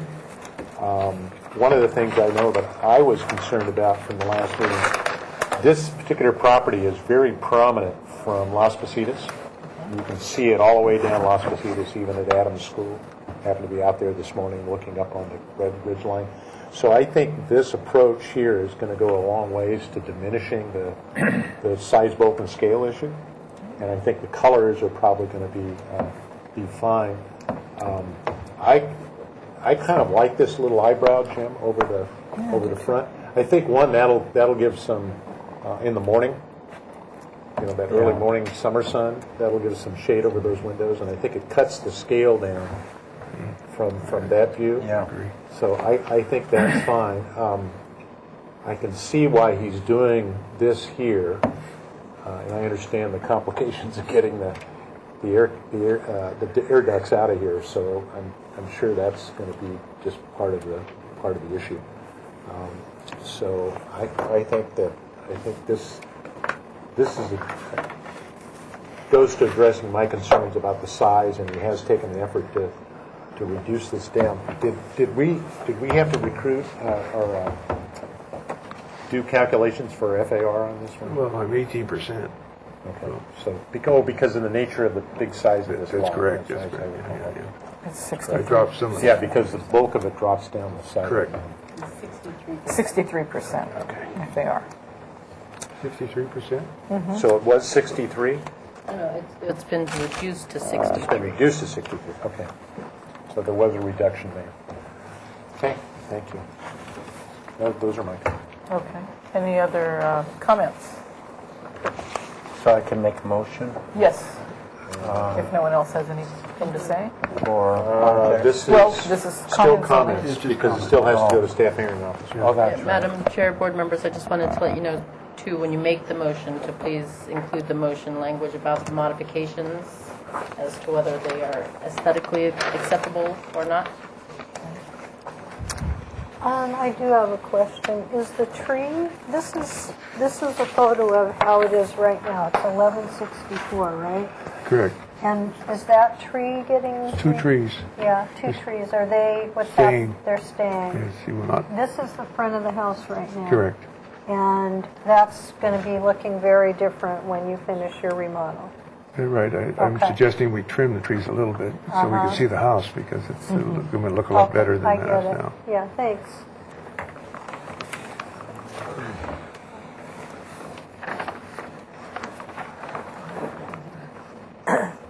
So continue. I didn't mean to So- interrupt. So you're going to be going back to modification officer. And we feel that it has compatibility with the neighborhood. Can we go through that? We don't need to do that. Okay, well, So what he needs is that language. good comments. Yeah, I think you need to comment, Jim, if I may, on that we find that the configuration of the architecture in the front of the house is aesthetically pleasing in light of the modification request. Okay, There it is. that's good enough. And we also support his version of the rear elevation The north as elevation. well. Yeah. That's With the Can we overhang. put a Yeah. date on this? Yeah. Is that a pen or is No. that? So we'll include that in our comments. Right. So the sketch dated May 20th, 2013. Right. That version of the north elevation is acceptable to the board, and that we don't find that any of the modifications, that they're all aesthetically pleasing. Right? They're acceptable and They're supportable. acceptable and supportable. And just to remind the board, we had made a comment about the acceptability of the modification for the pool and the pool deck cover. Right, and the stairs that And were the on. stairs, we did that last time. Yeah. So we already did that. Okay. All right. Is that clear? The colors we got? Yeah, we've got colors. Yeah. And then did you want to have them or include anything more specifically to what you'd want to see when he returns from the staff hearing officer? And maybe Well- have a comment that you are supportive of the Yeah, when you overall come back design before style. the board, we'd like to see details Oh, yeah, of all the sure. overhangs and Yes, yes, of course, the roof details. of course. And for your design review approval. Correct. Okay. And I'm assuming that's an indefinite. Yes. Continuance? Yes, Yeah. it is. Continuance. And we have a seconder to that motion? I'll second it. Okay. And all in favor? Aye. Aye. Opposed? Okay. Thank you very much. Good luck to you.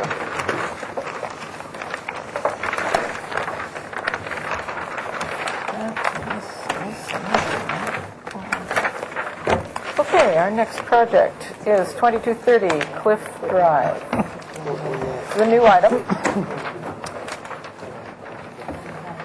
This is a proposal to demolish the existing one-story, 1,216 square foot single-family residence and construct a new 2,066 square foot, two-story single-family residence and an attached 449 square foot two-car garage located on a 5,428 square foot lot. The proposal includes 858 cubic yards of grading to be balanced on site. The proposal requires review by the Parks and Recreation Department for the proposed removal and replacement of trees. The proposed total of 2,515 square feet is 99% of the required maximum floor-to-lot area ratio. The project includes staff hearing officer review for a requested zoning modification. This is comments only. The project requires environmental assessment and staff hearing officer review for a requested zoning modification. Could you introduce yourselves, please? You'll speak right into the mic. Martha DeGases with Arcadia Studio. And Doug Keep, the architect for the project. Okay, welcome.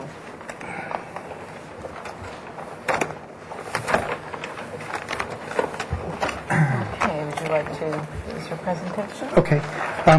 Currently, the project is on the corner of Cliff Drive and Fellowship. It's a single-family residence, but at some point years ago, it's attached to another structure. So the two structures currently are attached. So it's a challenging project.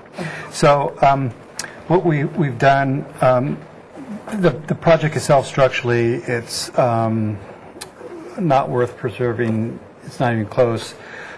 So in order to bring the residents into current conformity with zoning standards, what we were proposing to do is demolish this existing residence. The garage is no longer there. We several years ago, the garage was a non-conforming, legal non-conforming. They wanted to put in underground power transmission lines here, so we needed to demo that individually of this so they could put their cables and that sort of thing there. So the setback, it's being a corner lot, the setback is substantial due to the size of the lot. We have 20 feet front yard setback on two sides of this parcel.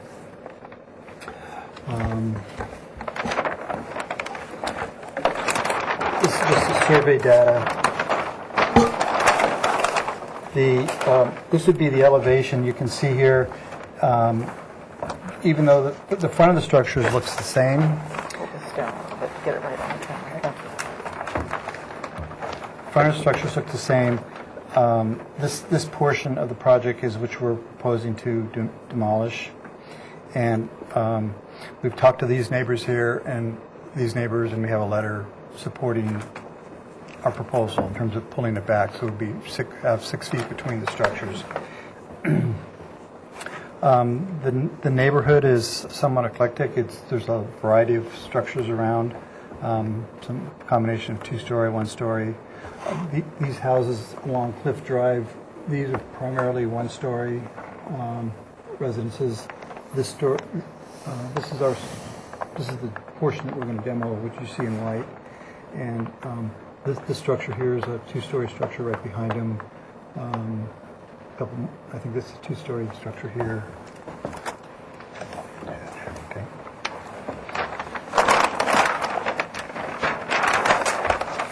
So what we're proposing is we'll now have an attached garage, kitchen, living room, family room, upstairs or downstairs, and then 2 bedrooms upstairs. And basically this portion of the structure is 2-story. Then the front, which faces Cliff Drive, is a single story. So we kind of step that down, which you can, it's kind of illustrated here.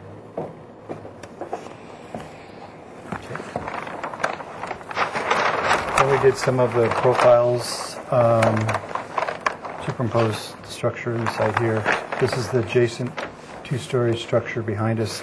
The garage is in front, and then the house is behind this garage. It's kind of a panhandle lot.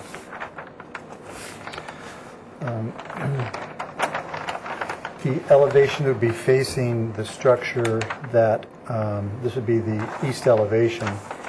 This is the elevation that we're pulling back 6 feet from the, basically structure that's on the property line.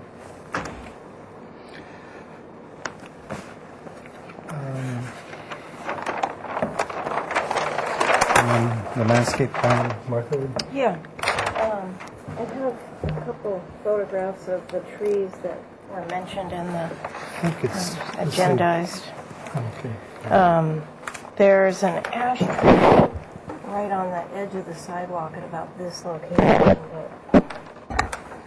You can see in these photographs here, here's the trunk. You can see it's right on the sidewalk there. It's a pretty substantial tree, but the location is terrible.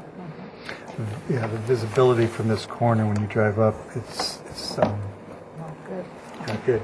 Then, in addition, there's a camphor tree right about at that location. Again, right pushed up against the sidewalk, and the tree's not in good health. Anyway, those we're removing.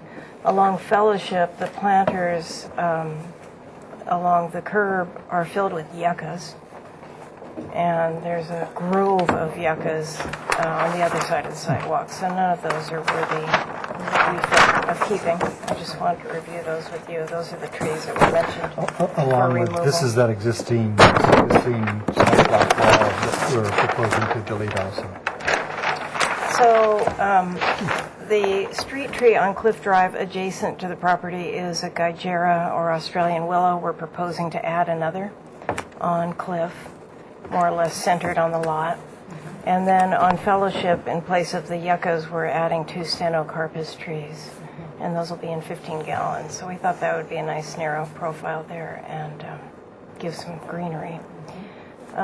In addition, we're proposing a few canopy trees on the property, and we've got a selection listed there. So something that's not too large, the cassia or a water gum, Tristania lorina, the smaller version, or a cercis, or a small olive tree, fruitless olive.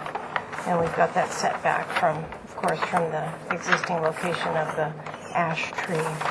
And then similar in the rear, just some smaller trees that might give some element of screening here, but not be too broad, like a hymenosperum, callistemon, or bottle brush, that kind of thing. Even a smaller leptospermum, just something to give some screening, but not overshadowing too much the adjacent property. And then the front yard, which is now transferred to Fellowship, we've just got a very sort of casual and naturalistic garden with low water use plants and some flagstones and that sort of thing. There is a little patio that we want to add off of the living room there, and that would just be in a flagstone, again with the boulders incorporated and some screen shrubbery to kind of protect it from the Cliff Drive exposure there, some Arctostaphylos or Pittosporum, something like that, just to give a very relaxed kind of natural appearance.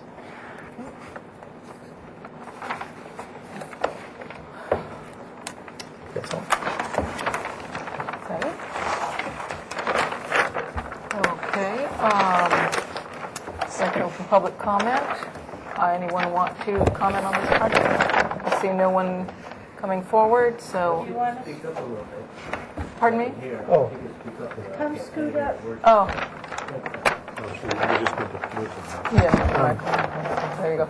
Okay, so you don't want to comment, sir, so I take it you're not someone who wants to comment on this project. Now close. Well, no, I won't close. We have a letter. Thank you, Madam Chair. Just wanted to acknowledge that we received a letter from Ms. Paula Westbury. Okay, thank you. And now we go to questions from the board. Yeah. Yes. What is the modification you're asking for? The modification, because of, maybe I can go to our site plan. It illustrates it probably the best. Because we're a corner lot and accommodating our setbacks, this is becoming our open yard requirement, and we're, I think, 100 square feet short or 125 square feet short. So that's basically the mod. I mean, we have a lot of open space, as you can see from our landscape, but just meeting those dimensional requirements is the difficult part. Yeah. Okay. Yeah, I have a question. What made you, inspired you to pick this particular style of architecture in this location? There's a lot of kind of lap siding structures in the neighborhood. One particularly across the street, and the one in this garage, the garage right next door. That this whole structure is the same, so it's trying to. Oh, this one here? Yeah. Okay. Yeah. Madam Chair, I have Yes. a couple. One is for staff. Could you remind me? I went out and looked at this item and our last item of the day. Went out this morning and on Saturday to look at both of these. And what's the criteria for the little orange sign? Because I couldn't find it. This one has one. It has to be posted within a certain distance from the property line to be in public view. Yeah, I put it. It's basically just off the sidewalk. Okay, because I was confused trying to look at the addresses because I looked at that house as the address. Well, the sign was located right about here. Oh, because I was looking on Cliff Drive. And that's, Well, okay, gotcha. Okay. And then on the easement, you have a bigger situation. You actually have a utility easement for Southern California Edison, Cox, and GT running right through this front yard. So how does that affect the proposed planting? And I think you show a tree. Is that tree in the easement, or how does that work? Yeah, we do have it in the easement. I mean, it's a lower growing tree, so. Are you allowed to do that, or is that going to be a problem? That's a good question. I think, certainly there's enough space over here or over here that I think we could maintain the integrity of the plan and still get the planting in. And then I was just curious, you showed where those trees are right up, the current ones are right up the sidewalk. I'm assuming at some point Cliff Drive was actually made bigger. I mean, the whole road was made bigger and probably shoved it back at some point. Could have been, I don't know. And then one of the questions I'm sure the other board members are going to have is our guidelines talk about 85% for the FAR. Right. But you're up at 90-something, right? 99. Right. And now I kind of understand why you're there. Yeah. So in essence, you've got a home that's pretty standard. You got 3 bedrooms upstairs, right? Kitchen, dining room, and a living room, right? And a regular 2-car garage. So it's pretty basic. It's pretty basic. So I guess mathematically, sometimes we run into this where we're all looking at this 85% thing, right? And somebody's higher. But it turns out the actual differential in real square footage is minimal. And I haven't done the math. Is that the case here? Where we're maybe just 100 square feet or something off between 85 and 99%? I don't know. Haven't done the math. I think where it comes from is the lot is it's 5,000 something square foot lot. Right. And you put, the house is about a little over 2,000 square feet with three bedrooms. So everything is pretty scaled down, if you will. Right. It's the fact that you just can't build out. Yeah. I have so much area of the lot that is unbuildable. Yeah. It's a corner lot and it's a narrow lot. Jam it. I'm really, it's challenging. And then what happens when you tear this house? Is this owner going to fix that house? Yes, we have, actually, Mark is this owner. But we'll, once we kind of get further along and we get our mod and all that, we'll address this. Basically, this is going to be, it's a blank wall now, and it will continue to be a blank wall. Oh, okay, so there won't be any windows? No, there can't be, because it's on the property line. So, from staff, if we give whatever approval we give to this project, what do we do about, do we have to make any statement about what that wall looks like on this house? Board Member Sweeney, yes, that's a good question. We have actually advised the applicant to provide an elevation of that adjacent property. So does our approval tie this owner? No, this is a project only for this proposal. So if that owner, whoever owns this property at some point in the future, there may be a different owner, comes back and says, I want to put windows in there, then that's to that owner. A different project to the different. And so in a sense, we can't really make any comments on that wall, right? No. Yeah, exactly. It's just a blank wall to remain a blank wall. Okay. And then my last last question, I was looking at your architectural language. I was just suspicious. Did you design the units that are across the street down a little ways? No, I They look didn't. the same. No. I mean, it's the same style. Well, I tried. I mean, I didn't want to introduce a new style to the neighborhood. I tried to pick up on kind of the materials that are already there and blend that in. Yeah, because there's like 2 or 3 developments Yeah, across no, the street. that look didn't the have same. anything to do with them. Yeah, All right, thank you. yeah. Madam Chair and board members, I just want to inform the board that they did prepare the 20 closest lots FAR data, and board member Bernstein is reviewing that now. Okay.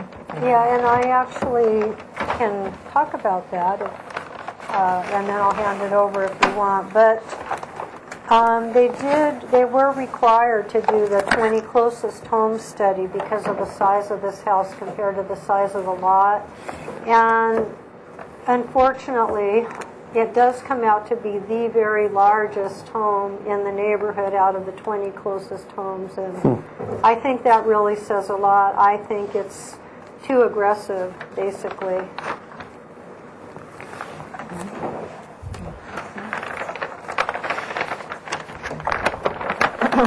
Well, Bernie, here I am. I was thinking the same thing. I'm looking at the sizes of these rooms.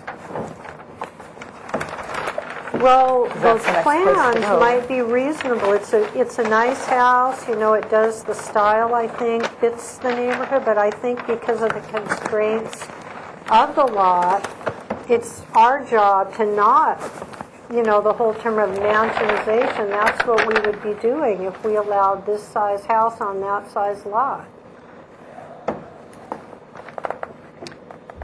There's some very substantial houses just one I block know away. every you know, I single mean, one of them. Yeah, they're I huge houses. But they're I mean, not in that location. I guess we're moving on to comments. So, any other comments? Yeah, Yes. Madam Chair, I'm noticing everyone, I'm having problems with the metal roofing now. I notice everyone's using it, and I find it not that attractive in the existing neighborhoods. And you said that, and Fred mentioned that the style is similar to some developments nearby, because the other thing I'm uncomfortable with is it looks like you're introducing a whole new style element, even though you kind of inspired it with this next door. I could simply address that. Yeah. I'm not married to the metal roof. The owner would prefer that, but Let's go to sheet 20.1. The thing that I think would probably work, and I don't know if they even sell it anymore, is this stuff here, this kind of asphalt. I know that's not top quality or the fake slate. It just I agree with you. Yeah. Okay. I think a metal roof is. It doesn't fit this style of architecture. Thank you. That's what I was going to say. And the other comment I have, I'd like to see something a little more. Here I go back to my symmetry. This column missing here, maybe these windows centered, would do a new entry. But Yeah, I mean, and I know, and Bernie's uncomfortable with the size, bulk, and scale of that house in that particular site. But I don't know. That's kind of my comments. Okay. Any other comments? Yeah, I do. I think ultimately I'd like to see the mathematical issue of the 85 to 99%. You mean see what it would take? Yeah, in other words, this may be one of these where we're only talking about 100 square feet or a few hundred square feet differential between 99% and 85%, in which case then my view of being too large takes a different viewpoint. Because if you look at the size of, what the applicant is requesting is a standard 3-bedroom house. Right. Okay? And so if you look at the size of these bedrooms, they're not terribly big. That's 11 feet by 13, 11 by 13. Right. The master bedroom could be a little bit large, but, the rooms don't appear to be... Nothing is huge. Yeah, they're not Right. huge. Nothing is huge, Yeah. but none of the houses immediately are Excuse me, either. I have the floor. Thank Go you. ahead. So one of my issues is the mathematical issue. Yeah, hear you. And then secondly, in looking on the whole streetscape, In other words, walking that whole street on both sides. One of the issues is on the ocean side of Cliff Drive, walking down that street. We have a lot of houses that are, some of which are in this style, that are up or near the property lines. Right. They appear to be larger in scale, which is what my colleague is talking about, but they've been modified and buffered by landscaping, some fencing, etc. And then there's a couple of houses that are kind of diagonal to this house that sit down, and all those properties kind of sit down lower along that piece of Cliff Drive. Right. On this side, we have a whole bunch of single-story houses, as you pointed out, Right. that have yet to be kind of touched. That's correct. They're kind of waiting, in my view, they're kind of waiting to be touched. They need to be touched. Yeah, there's several that need some TLC. Right. So my suspicion is that over time, we're going to see more of those homes on that side of the street probably come to this board, because I assume it's in the same zone, at least down to the next block. Yeah. So one of the challenges I think we have as a board is the scale of this house as it may start to develop the set of houses that march down the rest of that side of Cliff Drive. So that's kind of what I'm struggling with. Right. Because if I take the house as shown on this sheet of paper, it's not out of line. Yeah. But if I take it in comparison to what may happen on the other side of the street, from the houses continuing down, then that may be of concern. So that's my struggle. So I can't easily say I'm just going to oppose this project because it's too big. I can't do that right now because I don't have enough comfortable information to make that statement. Because in some circumstances, my feeling is we can support a larger FAR if it's done properly. So given the neighborhood, the context, the fabric of the street, etc. So that's my struggle. So my comment is I don't know how to deal with this at this point. Here's the math you were looking for, by the way. Here it is. So that's what they want, and this is what 85 would be. So 85 would be 2,000, okay, so there's 173 square feet. 173, so that's like 300 square feet off. So, then maybe we have to look at, is there a way to shrink this a little bit?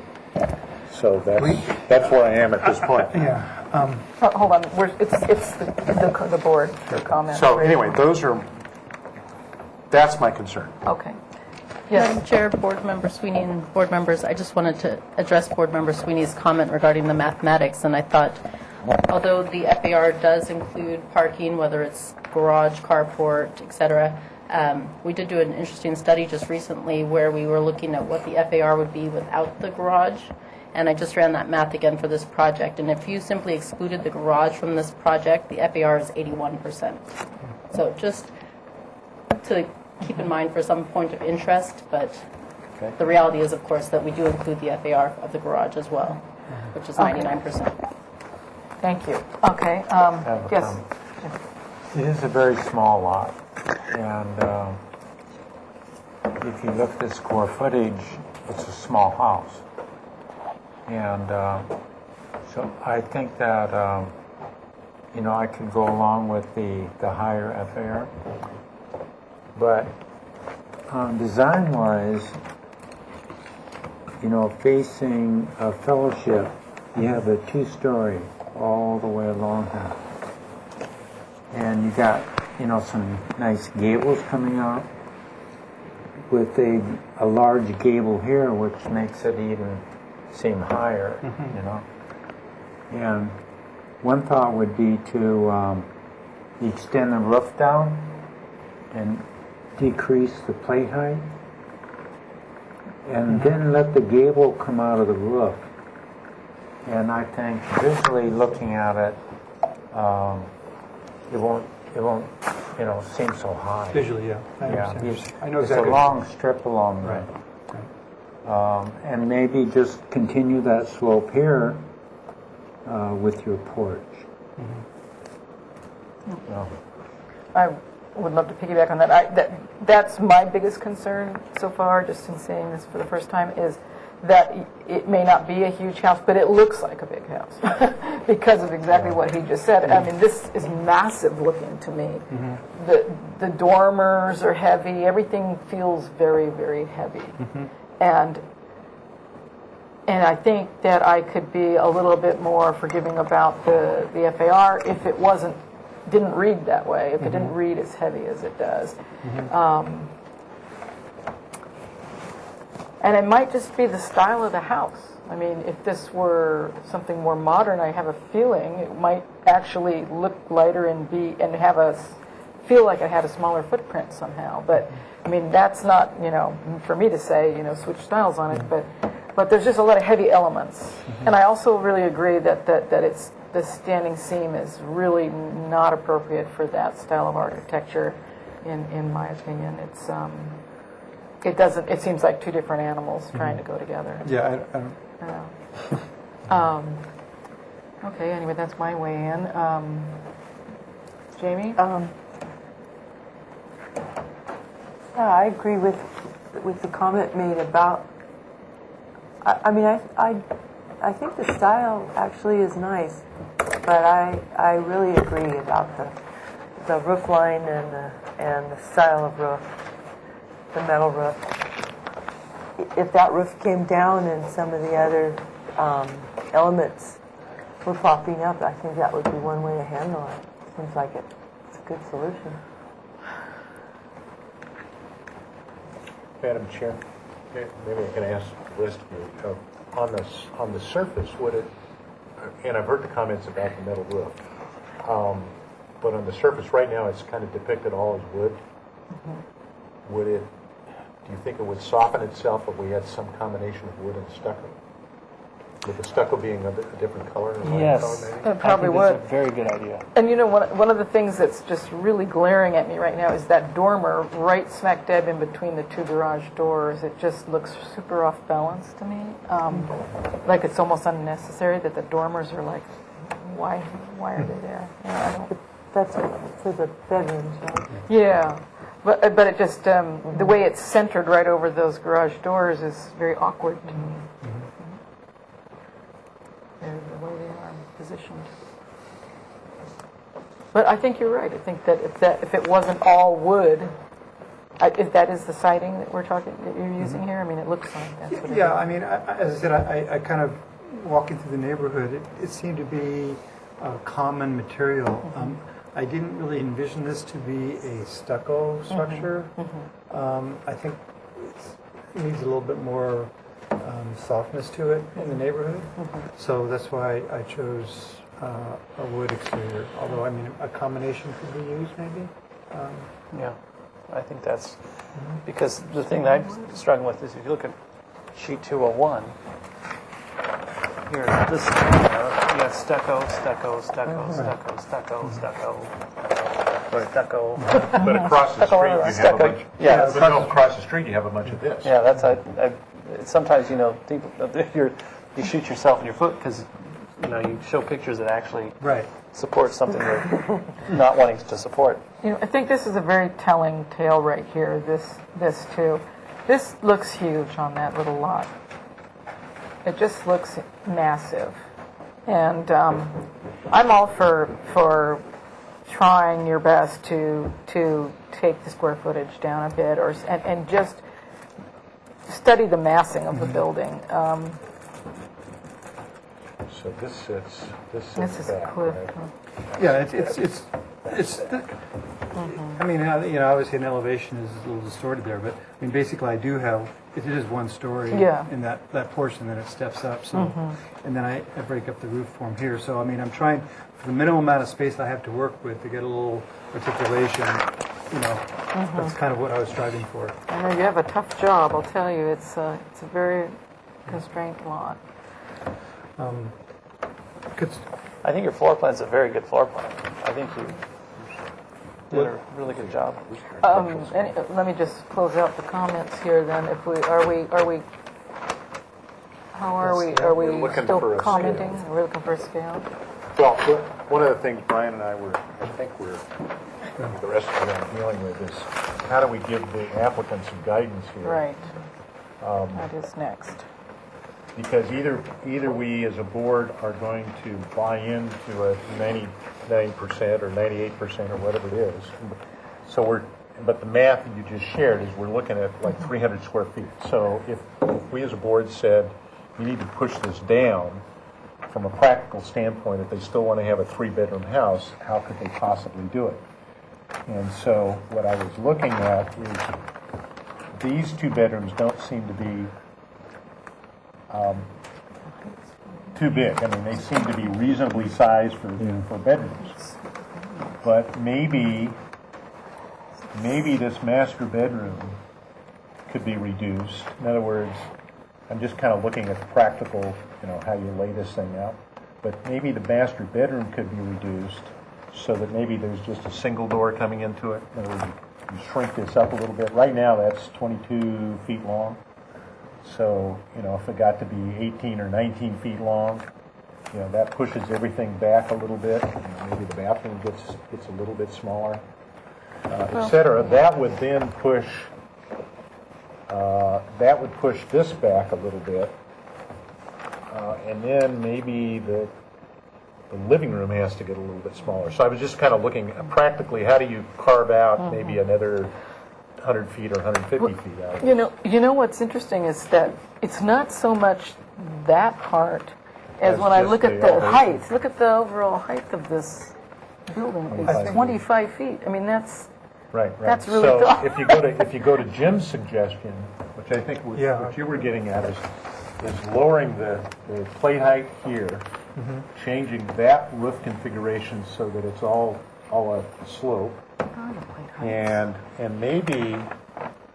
Let's see, how did you do this? Oh, I see what you did. So you got a slope so you wouldn't see a gable in on here. Right. So you see, Jim, what his struggle is? Yeah. From Cliff Drive, that helps diminish the size of it. Yeah. But from Fellowship, then we end up with this. So maybe it has to be a combination. Maybe you leave something like that in place so that you get that effect on Cliff Drive, and maybe you have to bring the roof over here. See what I mean? Bring this down. And then to Denise's comment is maybe there's another way to do these bedroom windows to get tucked under the eaves rather than pop out in front of them. Right.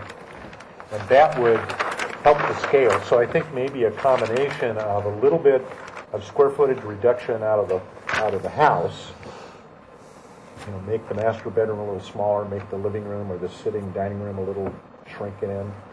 That would get it down maybe 100 square feet or 150 square feet. Mathematically would then get closer to 85. We won't probably ever get to 85, but it'll get closer to 85. And then rethinking what that looks like will kind of address your concern about how this looks pretty massive. What's your plate height at the second floor? what are the plate heights? Yeah, where is it? It's been a while. I didn't. I believe this is 9 feet. And Let's see. If I'm scale. Yes. 8 inch. So, well, the garage looks lower. So do you have this up sitting here? That's 9. Okay. So the ceiling height, I allowed 14 inches for the floor. Ceiling height is 9 feet and 9 feet. Ah, okay. So I think if you could drop that plate height down to 8 feet. On the second floor. On the second floor, a little below that. Then that might bring this whole mass in. Difference. Okay. Can I say something? Okay, yes, go ahead. I was just going to say, on the FARs, I think in terms of the way the 20 closest properties are, almost all of the structures along Cliff Drive to the east don't even have the garages. So we're kind of comparing apples and oranges in terms of establishing what the FAR is here. I think, I think that's part of the problem why it appears to be higher is because we have a completely enclosed garage where many of the houses along there don't have any garage at all. And so So really, their living space, if you compare living space with living space, I think would certainly be, well, what, 81%. 81%, right. So, I mean, I think there needs to be some consideration for that scenario. I agree, but I also feel that, and now that I realize your plate heights, I think the plate height for the second story should be 8 feet. Yeah. That I think would help you a lot. That I could do it, but I mean, reducing, I mean, I could probably maybe take out 90 square feet, or, I mean, but I don't really see taking out, I mean, this is a very basic family home. I mean, they have 2 kids and 2 adults, and it's 4 people and 2,000 square feet. I don't think that's unreasonable. Right. No. Well, okay. Well, I have one comment. yes. You know, your stairs, you have your stairs around Right. over the garage. Right. Did you figure that square footage? No, I figured the square footage of, just the didn't- square footage, I didn't figure that. Okay. I figured the stair once. I figured this Yeah. stair area is once. Yeah. Okay, well,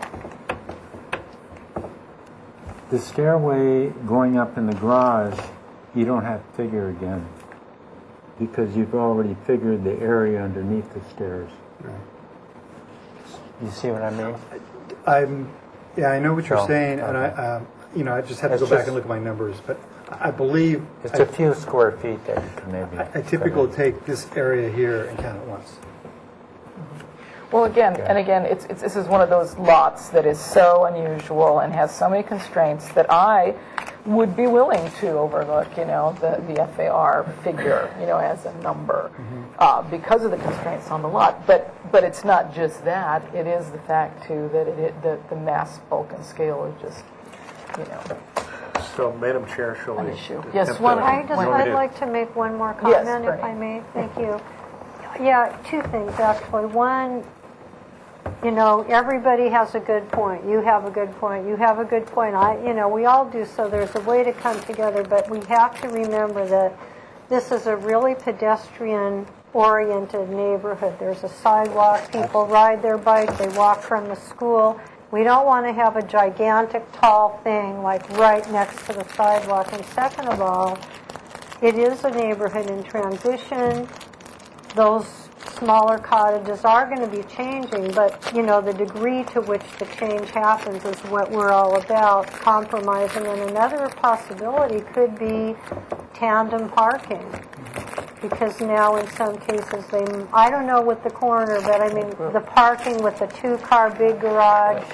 No, we don't think so. Or what about uncovered parking even? I don't know. We need to get that to fit into the character, the beachiness of the neighborhood, some outdoor area with landscaping for the pedestrians to enjoy also. I know you're getting I there. think Martha really addressed that. It's all very I pedestrian. think that's really lovely along. See, that's a big setback in the front. So that's got a lot of green and. So that's really that's a neighborhood positive, friendly. Yeah, Right, very yeah. neighborhood friendly. That actually really works beautifully, I think. And it's all you can do because you can't build out there. So it Madam has Chair, to stay flat. may I attempt a motion? Okay.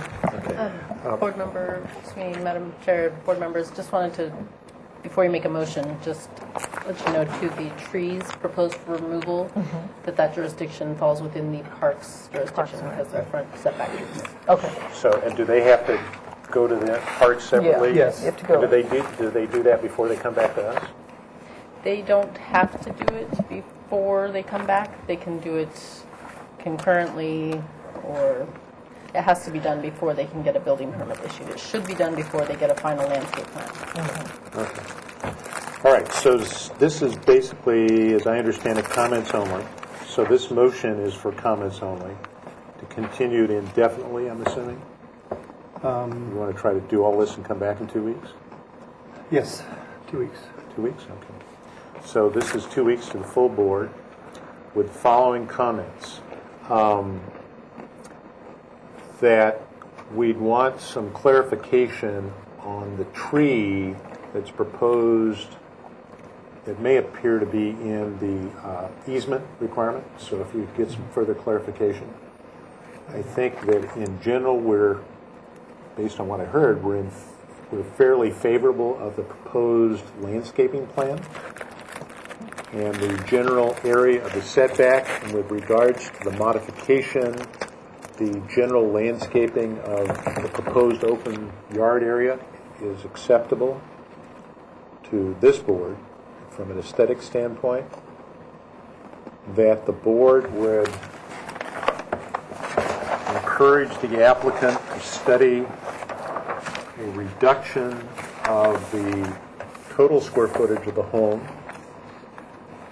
to move closer to the 85% guideline model, and that perhaps restudying the size of the master bedroom and the dining living room area on the first floor might accomplish that. In addition to that, it might be helpful if you could identify you had to do the 20 closest FARs. If you could identify on those for us if there's any of those that don't have garages. Oh, yeah. If you can kind of quantify how many out of those 20 don't have garages, that might help us understand what's going on in the neighborhood. That we would encourage the designer to reconsider the material for the roof, that it not be a standing seam metal roof. That we would encourage the designer to restudy the west elevation, to use an alternative method for the windows off the second story bedrooms that face Fellowship. Am I going too fast for you? She's got to get all this down. That the roof shape on the second floor be restudied to eliminate the large gable that faces Fellowship. That the sloped roof that faces Cliff Drive is still acceptable, and so that whole corner would have to be restudied. That the designer pursue a strategy to reduce the plate height both on the first floor and on the second floor, preferably on the second floor closer to 8 feet or under.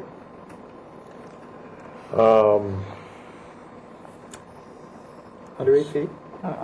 8 feet or under, either 8 feet or under, on the second floor. So less than 8 feet high? Yeah, you can 8 feet.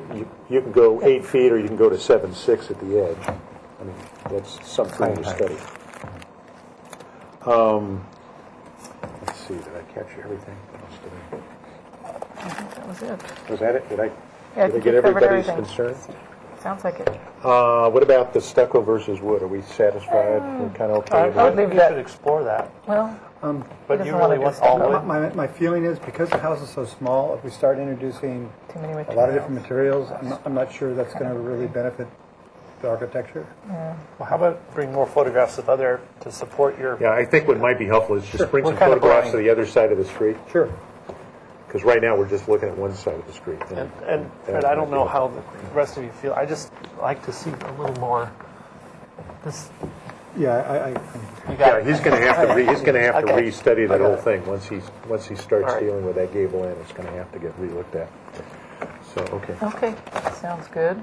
All right, so we have a second. I'll second. All right, Bernie And, seconds.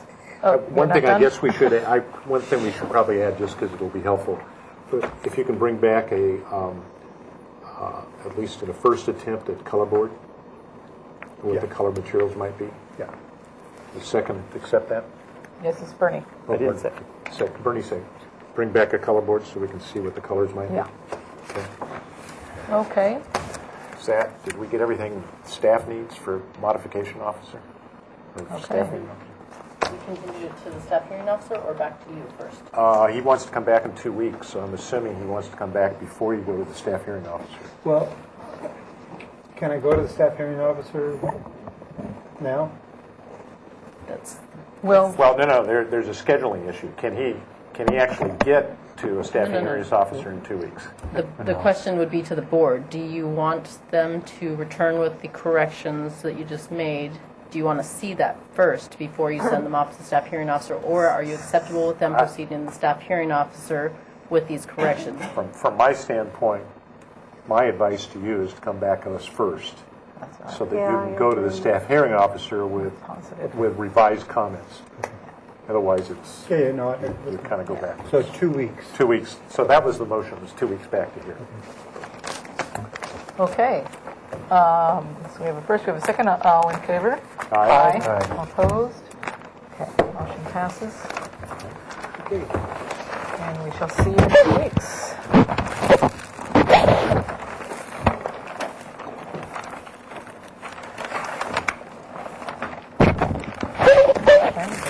I was very confused on addresses.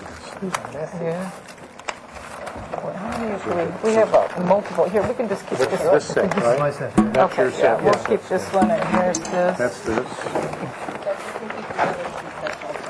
What else is, we have one other more. photographs? You got everything. Okay, now we're moving along to 1702 Hillcrest Road. This is concept review, a new item. This is a proposal for site alterations to include the demolition of the existing 1,068 square foot deck and construction of a new 1,333 square foot deck and exterior stairs. Oh, okay, we have a revised project description. Okay. Proposal for site alterations to include a 265 square foot deck addition to the existing 1,068 square foot deck and new exterior stairs for a proposed deck total of 1,333 square feet. A new 6-foot tall, 35 linear foot chain link fence and gate, a new trellis, new exterior lighting, new site retaining walls and landscaping areas. The proposal includes 19 cubic yards of grading. The existing 1-acre parcel is currently developed with an existing 1-story single-family residence with an attached 2-car garage located in the Hillside Design District. Can you introduce yourselves, please? Yes, I'm Carol Gross, landscape architect. Okay, hello. I'm Leanne Lyerly, owner. Hi, I'm Ned Lyerly. Welcome. And these are the owners. Okay. And Michelle, do we have the page 2 and 3? Okay. Yeah, I thought you'd seen I- the revised one. Okay. Underneath there. All right, so we reduced the scope of the project. So basically what you see in front of you is a page that is representing new pavers in the front driveway, and that is the portion that has been eliminated from the project. So the project is basically the deck in the back, a site retaining wall, some grading in this area, and then the lighting that is on the description. Just for clarity, for my presentation, I'd like to also have these 2 color-coded sheets because I think it explains what we're doing. Okay. During the weekend, we consulted with the structural engineer, and he said there's really no reason to remove the deck and rebuild a new deck, that he felt it was a much better idea to just add on to the existing deck. So if you could look at this color-coded sheet right over here for a moment. Okay, 1 second. Rearranging. So the red is indicating the existing deck and stairs that are there. So I'm just going to point to it right here. The existing stairs here, this outline right over here, and then it goes through here, including this concrete patio is on one level, and then the stairs are going down here to a gravel patio here. What our proposal is to add on to the existing deck, which is the shaded yellow. So this little strip right here is less than 300 square feet of new deck. We are eliminating this concrete pad over here, and this is becoming landscaping. We are tucking in the development away from the hillside. So again, if you could look at this line here, that's where the stairs, the on-grade stairs are from the deck going down to this lower area. We are eliminating that, so this becomes landscaping on the slope edge. The stairs are now tucked underneath the deck, so this is the railing portion here.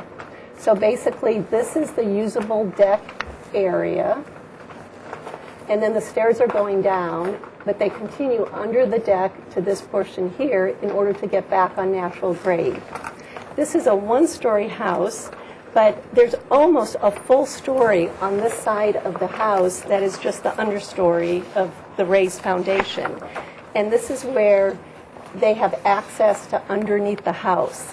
So it's very important that this access is maintained, and then they could go underneath the posts and then get an access underneath the house in this area. Just really like as it is now, except it's just extending out further.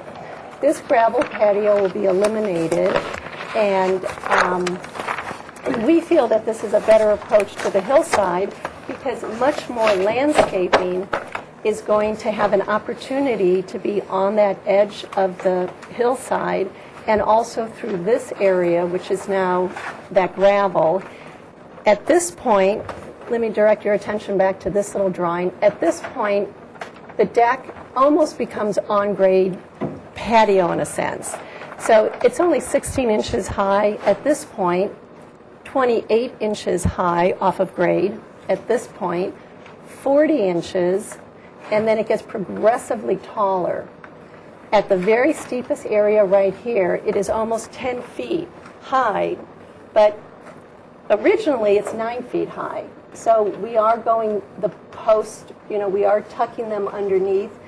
The structural engineer will determine how much we could cantilever, how far we could tuck the new posts in.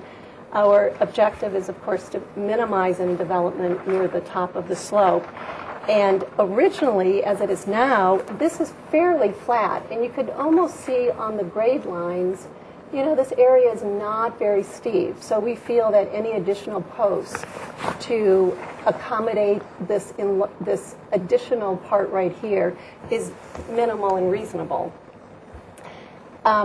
Additionally, with this deck proposal, we are rebuilding the existing steps along this side, and we are doing a little bit of site improvement.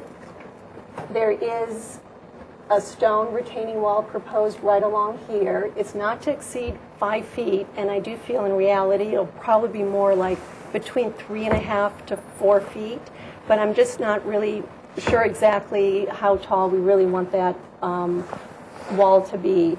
And the purpose of doing that is because I'm noticing that there's a little bit signs of, erosion of the water is just running down a little bit, and I think in this development, it's advisable to just lift this edge up a little bit and encourage it to go into the historical drainage, which is a much better way of flowing through the property.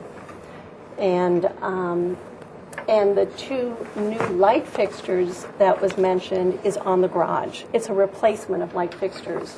And I don't have the details with me of what those lights will be, but we are aware of the lighting ordinance, and I can assure you they'll comply.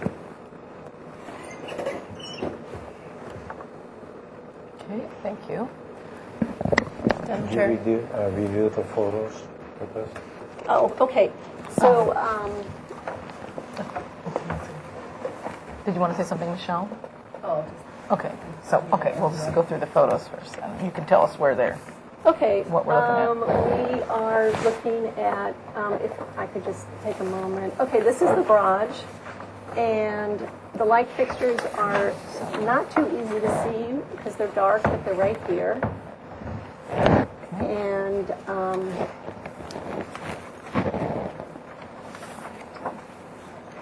okay, this is the front of the house. And okay, so here we're looking at, I'll start with the deck. Here, these two are a little blurry, but there's, like I said, there's almost a story available underneath there. And currently, we have, some kind of goofy wooden lattice, and we're so concerned about fire, and the owners have bought this home last year, and they're just now moving in full time. So it's really an opportunity for them to understand the Santa Barbara foothills.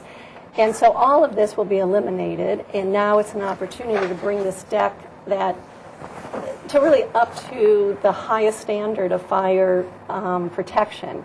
So all of that will be eliminated. These are the stairs, the development that I was referring to right along here. Those are going to be eliminated, so then the circulation is now up, tucked underneath the deck, instead of having this, this access on the edge. I feel that this is, what we're doing here is promoting safety, that we're not asking somebody to walk right along the edge. This is the existing railing.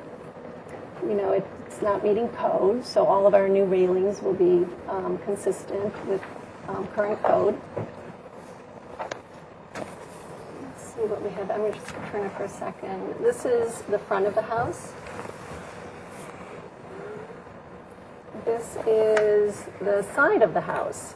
Now, this picture is showing what is currently right here in the corner. The previous owner had built a lattice is behind here, and then a big hedge, all not good for fire. So all of that is going to be eliminated, but it's very difficult to really photograph this because the previous owner had put so much vegetation around that. And let's see what else I could show you here.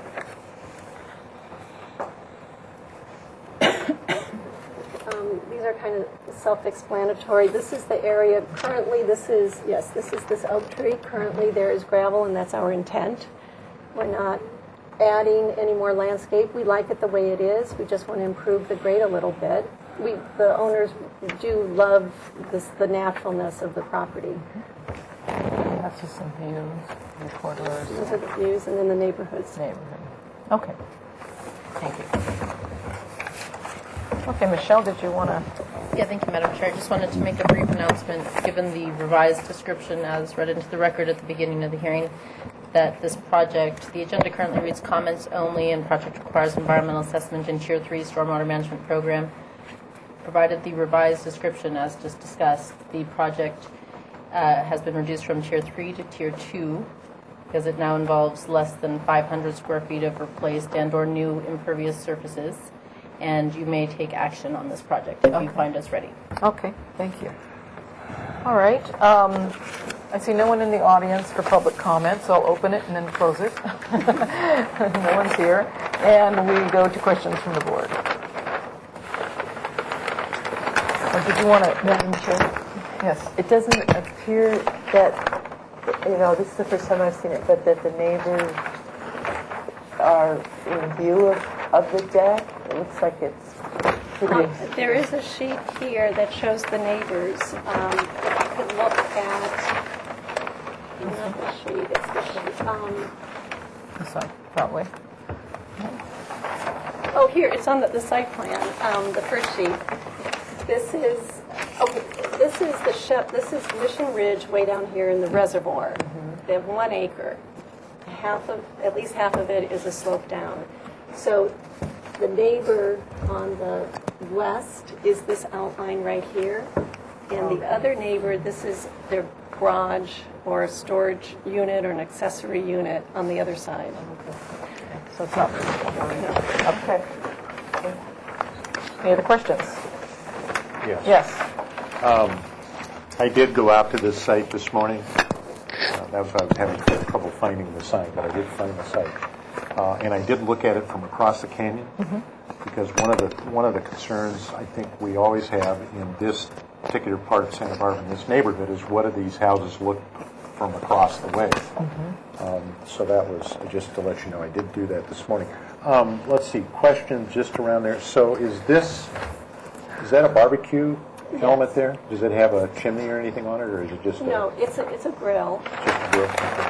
And then I think I began to understand by looking at the elevation. So this is steps. That's a set of stairs. So this is actually just a few feet above grade. It's more than a few feet. And while we're right So here... that's really a staircase. Yeah, that is a staircase. Okay, Yes. gotcha, okay. I would say both of those are considered staircase. Okay, and then one of my questions, and Jim or Brian, you may recall, from a code standpoint, after 12 steps, don't you have to have a landing? Can you go straight I think down? it's 20 feet. Is it 20 feet? Oh, okay. Yeah. Whatever the rule is? Okay. And then let's see, all the trees are remaining, so we didn't have any trees that are going in out of there, and you answered the Tier 2 versus Tier 3. So that was the issue of the driveway. And the lighting fixtures are there, or are you going to change the lighting fixtures? You do have 2 lighting fixtures already in the garage. We are replacing them. So you're replacing, okay, but we don't have a picture of what they look like. No.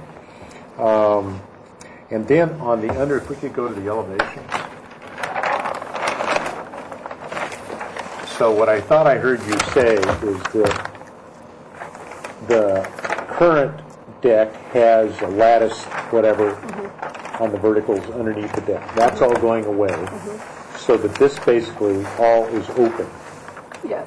in the final version. Okay. Let's see. Did I catch? Now, let me say, the structural engineer will guide us on the refinement of what the underneath is, and I'm not up to speed on what the fire code says. I'm relying on the engineer to supply all that information. Okay. What I wanted to show you with this drawing is this is exactly the way the deck is, except it's coming out. So Right. basically in elevation, it doesn't change. And Except the lattice stuff is coming off. yes, and the stairs are being tucked in this position. So what is this? What is that right there? That Is that a is, retaining wall? Where does that Block sit? wall. yeah, part of what we wanted to do in that corner section, which is the tallest area, is in order to have a safe area to get into and get access underneath the house, and they do have the crawl space, they do have the little door, is that we felt it was a good idea to put in a block section divider here, and then pour a little bit of slab here in order for all of this to stay nice and safe to go underneath So the in house. plan, where is that wall? Just trying to figure it out. Might be easier just to look. It would be right. You know, I'm not I have to measure it, but my memory is it's probably. Oh, it's probably right over here. So it's only going from here to there? I believe so, but I'm not 100%. That's a good question, and I would have to measure it to get So basically, that's on the other side of that staircase. Yes. Back to. Oh, I could see. If the stairs are in the middle, it's probably somewhere here. I'm just going so to it's dash back it there. in. Okay, and that was. So that doesn't have any structural issue. It's just a separation issue. Right. Okay. And to keep. Yeah. And this, the railings going down, are they going to have verticals or are they open like you've depicted? Oh, no, they're going to have. So they'll have the same verticals? Yes. So there'll be a series of Yes. verticals down there? Yes. Okay. And no lighting on the deck side? No. Is there lighting on the house now? On that side of the house? But yes, There's one light on this side of the house currently. There's a light in this general area. There's a light here, but there's no other light. And so, being a barbecue guy myself, generally end up having the barbecue and it goes into dark. So are you thinking about having any kind of light over by the barbecue? We hadn't added a light yet, but that's not a bad idea. Right, You'll want one. Just because you'll probably want one. But the reason I say that is when you do, then we probably would encourage you to get a light that doesn't shine horizontally. So placing, you may take 2 of them to do the work at the grill. You may want to find a way to do it so the light goes down. Right, that's a good idea. Carol's already sort of educated me on the low light requirements that we need to follow in that space. Yeah. Because you're looking at the other side, and so the other side has got the same criteria. Keep the light down so it's not shining into you guys. So being good neighbors, you want to do it the other way too. Okay, that's my question. Thank you. Okay. Any other questions? Comments? I have a comment. I'm pretty sure that the fire department now requires all decks to be skirted all the way to the ground. Is that not true somehow? That you cannot leave an open deck any longer in a high fire area. You can't leave it open underneath. That would be something that they would need Yeah, to check with you'll the fire have to department. find out about that, but that'll be. They will have to do, Yeah. fire compliance. And of course, all your structural beams and everything have to change too from what it was in the past. Madam Chair? Yeah. As I said, I did look at this from across the canyon, up on Rockwood Drive and then up on Mountain Drive. There's two major roadways that kind of come up to more or less the same elevation as this house. And most of the houses on this side of the canyon are not terribly exposed because there's a lot of foliage, existing trees is shown here and here. So I'm not as concerned as I would be in some of the areas of the city when we see this kind of deck. Because you can't see a whole lot of it. You can see a piece of this part of the house, but that's about it. And as described by the designer, the deck is kind of in the same place. The one thing, though, that I would encourage the designer to consider is looking at the rhythm of the railings. And perhaps finding a way to break this up a little bit. It's not so much, in my view, an aesthetic issue for the neighborhood, but it might be a more an aesthetic view of your clients. These have to be less than the 4-inch sphere thing, and they look a little wide here on this sketch, so that may be something different. And I think that you might want to look at how you light this area of the deck, just for practical purposes of how you're going to use it in the evening. Okay. And so when you come back, maybe show us where you might be either putting lights on the house itself, or maybe it has to be on the deck, or whatever. Okay. I think that would be helpful. And then to Ms. Woolery's comments about whether we have to close this up or not, I think that's going to be fairly significant in terms of our approval from an architectural standpoint. Yeah. Yes, Jamie. Well, I'd like to make a motion with comments. Okay. So,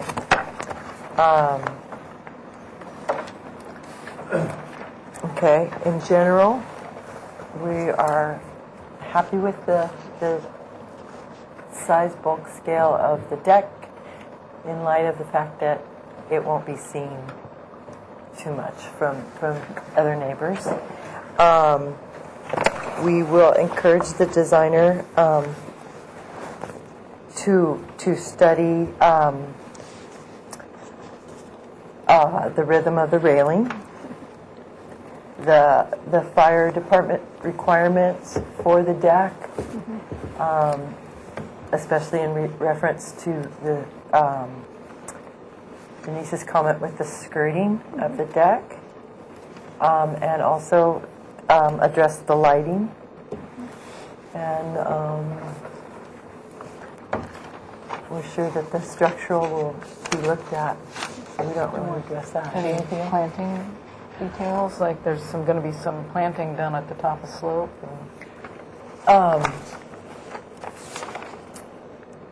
Where there is disturbance, if we could address the slopes for erosion control. Sure. Okay. All right. We have a second. Was that an approval, or was that continued indefinitely? Well, comments? Or? I think we can we can only do comments, right? Oh, no, she said she changed that and said we could make a motion. Oh. Because this has changed. Okay. So they do require tier 2.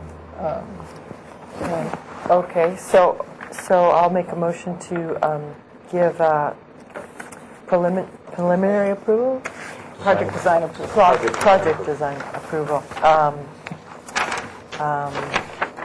And to come back with continue indefinitely. What would you like? Indefinite. Indefinite continuance. All right, and then with the swamp requirements.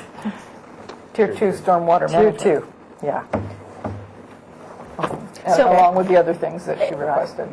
So when we come back, that's for final. So that would be for all the engineering. So we're giving you design approval. Is that what the motion is? Yes. Yes. Design approval. So do we have to do this piece? Yes. So you'll need to read off the. So we need to do the compatibility of the neighborhood. So just look at the first 3. They're on the sheet. Okay. Basically. All right. So I do think that's wise to come. I mean, everything else looks good, so I think we should give it design, for you to come back for design approval because it is consistent with the appearance of the neighborhood and compatibility with the neighborhood because of the size, bulk, and scale, not really seeing it too much. The architecture and materials looks good, and it follows the good neighbor guidelines. Okay. How's that? Okay, do we have a second? I'll second. Oh, we've got James Zimmerman seconding, and all in favor? Aye. Opposed? Okay, you have project design. Can we come back to full board for final? Yes, Okay. yes. Great. Yeah. Thank you very much. And what material were you is the deck? We have to wait for the Okay. structure to advise us on Okay. that. Okay. And the fire department. And the fire department. Thank you very much. I'd like to thank the board. Thank you, ladies and gentlemen. Thank you. And I will now close the May 20th Single Family Design Board meeting.